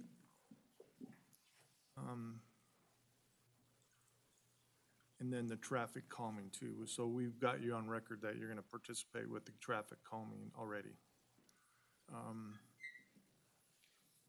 So for the neighbors, let me just tell you, I'm in a rough spot here. This is an allowed use. I think Stantec has gone above and beyond. I think the applicant's gone above and beyond doing studies that are not required. I think that traffic calming is the major issue here. I don't think it's the car wash itself. I don't think it's the noise of the car wash. I think it's the people driving on Wedekind, and that is an issue that I agree with. I have been to Mr. Griffin's house and tried to get out of his driveway in the middle of the night with no street lights, and it is flat dangerous because of the speed at which cars come down that road. So with that, I would say that the traffic calming to me is the biggest issue. The other side of it is I can't find a reason not to agree to this.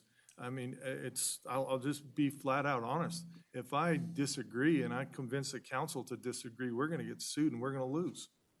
That's just that simple. Now, we have a fiscal responsibility to the citizens of Sparks, and that's not a good use of city money, is paying lawyers to defend us for something that we should have seen the light and agreed to in the beginning. So that's kind of where I am. I think everything else, the requiring 3 spots, there's 29. The vehicle stacking, 160, it's not a requirement, but we have 600 proposed. The noise is minimal, 50 dB. I can guarantee it's a lot louder in my backyard, which backs up to McCarran over there by Bering Boulevard. So 50 dB and for the car wash is pretty small. I'm sure the traffic noise from the road is more than that from back in the neighborhoods. So I think with the agreement from the applicant that we have 7 to 7 hours and that they participate in the traffic calming devices, and then I'll do my best to get with Washoe County and see if we can move some more traffic calming up the road a little bit to see if we can mitigate some of that speed on there. So with that, I don't have the motion in front of me, but Okay. I'd be willing to make a motion. A short note from staff, if council is considering approval with some amended conditions, I would recommend you spend some time with staff, making sure we line out what those conditions look like so that we all feel comfortable with what exactly those say. Okay, so why don't we take a 5-minute, 10-minute? How about 10 minutes? 10-minute recess.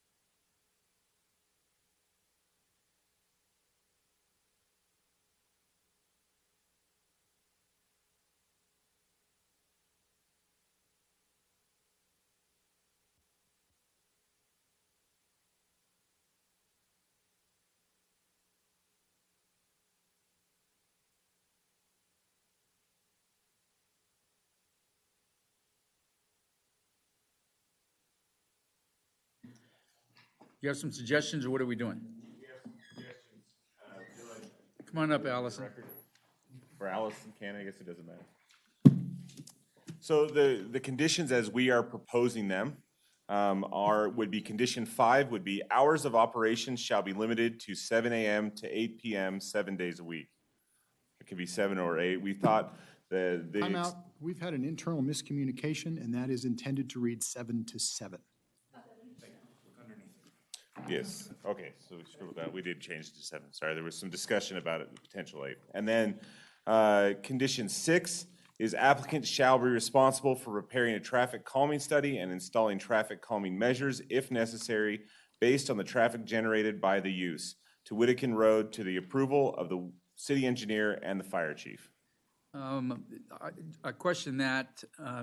They said they pay for the study, but they're not gonna do traffic calming devices all the way up and down Whittakin Road. Is that what you're saying they're doing? The language in the condition that says, based on the traffic generated by the use, is intended to get at their proportional share. Their share, okay. That's fine, there's a big difference, because if you're gonna, they're not gonna pay for the whole road. Go ahead. Yeah, it's, I think there's just a short spot there of Sparks Road. Then it goes into county, so we don't have anything to do with that other Okay. side of it. Okay. So are we good now? Are we clear on what we need to do? I can live with that. If you need me to read it into the record, I will be happy to do so.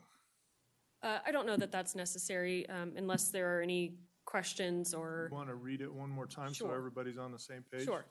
So proposed condition of approval 5 would be hours of operation shall be limited to 7 a.m. to 7 p.m., 7 days a week. And proposed condition of approval 6 would state applicant shall be responsible for preparing a traffic calming study and installing traffic calming measures if necessary based on the traffic generated by the use to Whittakin Road to the approval of the city engineer and the fire chief. That would be my motion For approval. for approval. Okay, I'll take that as a motion. We have a motion, look for a second, Ms. Bybee. To read the other rest of it? We need to add the other conditions. We have another condition? All the other conditions. All the, yeah. Well, plus the. Mr. Mayor, members of the council, John Martini, your assistant city manager.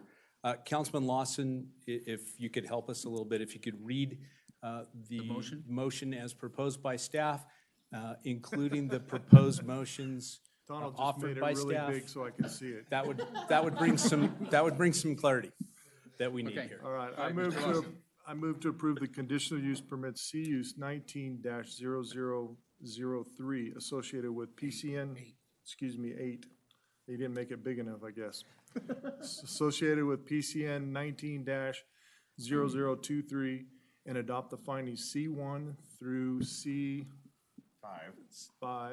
As proposed by staff. and facts supporting these findings set forth by the staff report, subject to the 4 conditions approval by staff and 5 and 6. Conditions 5 and 6. Are we good? Yes, sir, thank you. Thank you. Okay. Okay, we have a motion, and Ms. Bybee. I'll second that motion, and I have comments. Okay, we have a motion and a second. Any further discussion, Ms. Bybee? I want to thank staff for their work. This is a tough one, and traffic I get because as a region, traffic is increasing, speeding around every neighborhood. I totally sympathize with the neighbors on the situation in Whittakin, and I grew up here, so I know when I rode a horse up there, many years ago. So I appreciate your concerns. What I do appreciate also is the car wash and their people coming in to really try to work with the community and make changes that weren't necessarily, they didn't have to, because they really wanted to be good community partners. And I see what I'm afraid of is if this wasn't approved, because it's an open spot of land that would be nice if it would stay open, but we know realistically it won't. is another use coming in and not mitigating any of this, not offering to participate in traffic calming for you, not, taking hours of operation and making those a little more narrow, that any other use could be more detrimental to the area.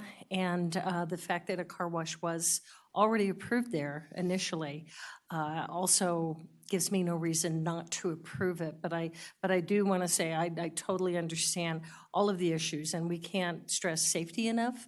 We can't stress, and then hopefully we can mitigate some of that you already have. Before the car wash is there, you've got that kind of safety concerns, speeding and amount of traffic. So if it can be improved, even with the traffic that'll be coming in and out there, mitigating the existing traffic, I think hopefully will help as well. So I'm in favor of Mr. Lawson's motion. Okay, we have a motion and a second. Any further discussion? Seeing none, please vote. Passes unanimously. Thank you, Ian. Appreciate it. You know what, the number one complaint we get in the city of Sparks is speeding. It's just not on Whittakin, it's on every road we have. And we can tell you some stories on some of the speed traps we've put up and the results of those darn things. Okay, we'll move on to 12. This is a public comment period. Anybody in the public wishing to speak at this time? Seeing none, we'll bring it back to the council for comments from the mayor, city council, and city manager. Any comments? Mr. Dare? No? I have a comment for city manager. I believe we have an ordinance that says people can camp or can use our parks up until 10 o'clock at night. I don't know what the exact wording is, but I would like to change that to sundown. I fear for the safety of our officers going out there after dark and having to respond to the river. Mayor Smith, I will be happy to take your direction and research the item and bring it back for you in a forum where you can give proper direction. Thank you. Okay. Mayor, I do have one quick. Sir? Mayor, I do have one quick. It was brought up earlier, and I know we've been talking about it. I'm just looking for feedback just to respond to that of our idea of making sure we change the zoning for Wild Creek, what's left over, making sure, we've talked about it, and I know you guys are talking about it, but it'd be good to bring something back if we could do that. I appreciate it. Thank you. Councilmember Dare, that's on my plate. I have had an initial conversation with the Washoe County manager about it. They are planning on investing some of their capital project funds in the property to improve the trails, to improve the golf cart paths for what is going to remain. But I do owe you, and I am admittedly tardy on bringing you something for your consideration. So I need to get back to work with the county on that. Thank you. That's all. That's it. Okay. Any other comments?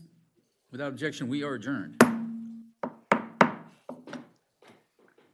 I'd like to call to order the Sparks Redevelopment Agency meeting of Monday, September 23rd with roll call. Chairperson Bybee? Here. Agency members Abbott? Here. Lawson? Here. Anderson? Here. Smith? Here. Dare? Here. Acting Chief Legal Officer Eiding? Here. Chief Administrative Officer Kreutz? Here. We have a quorum, thank you. Thank you, Madam Clerk. Item number 3, public comment. Do I have any public comment? See none, let's move on to item 4.1, approval of the agenda. Move to approve. Second. Okay, I have a motion to approve by Agency Member Smith, a second by Agency Member Anderson. Please vote. Motion carries unanimously. Item 5.1, consideration, discussion, and possible approval of the minutes of the Sparks Redevelopment Agency meeting of August 26, 2019. Do I have changes, additions, or a motion to approve? Vote to approve. I have a motion to approve by Agency Member Dare. Second by Agency Member Abbott. Any discussion? Please vote. Motion carries unanimously. Item 6.1, consideration possible acceptance of the report of the claims and bills approved for payment and appropriation transfers for the period of August 23rd, 2019 through September 9th, 2019. Do I have a motion to approve? Move to approve. Motion to approve by Agency Member Smith, a second. Second. Second by Agency Member Anderson. Please vote. Motion carries unanimously. Item 7.1, do I have any comments from the public? Seeing none, we'll close that. 7.2, comments from the agency and Chief Administrative Officer. Seeing none, we're adjourned. That went as fast as Julie's gone, but I bet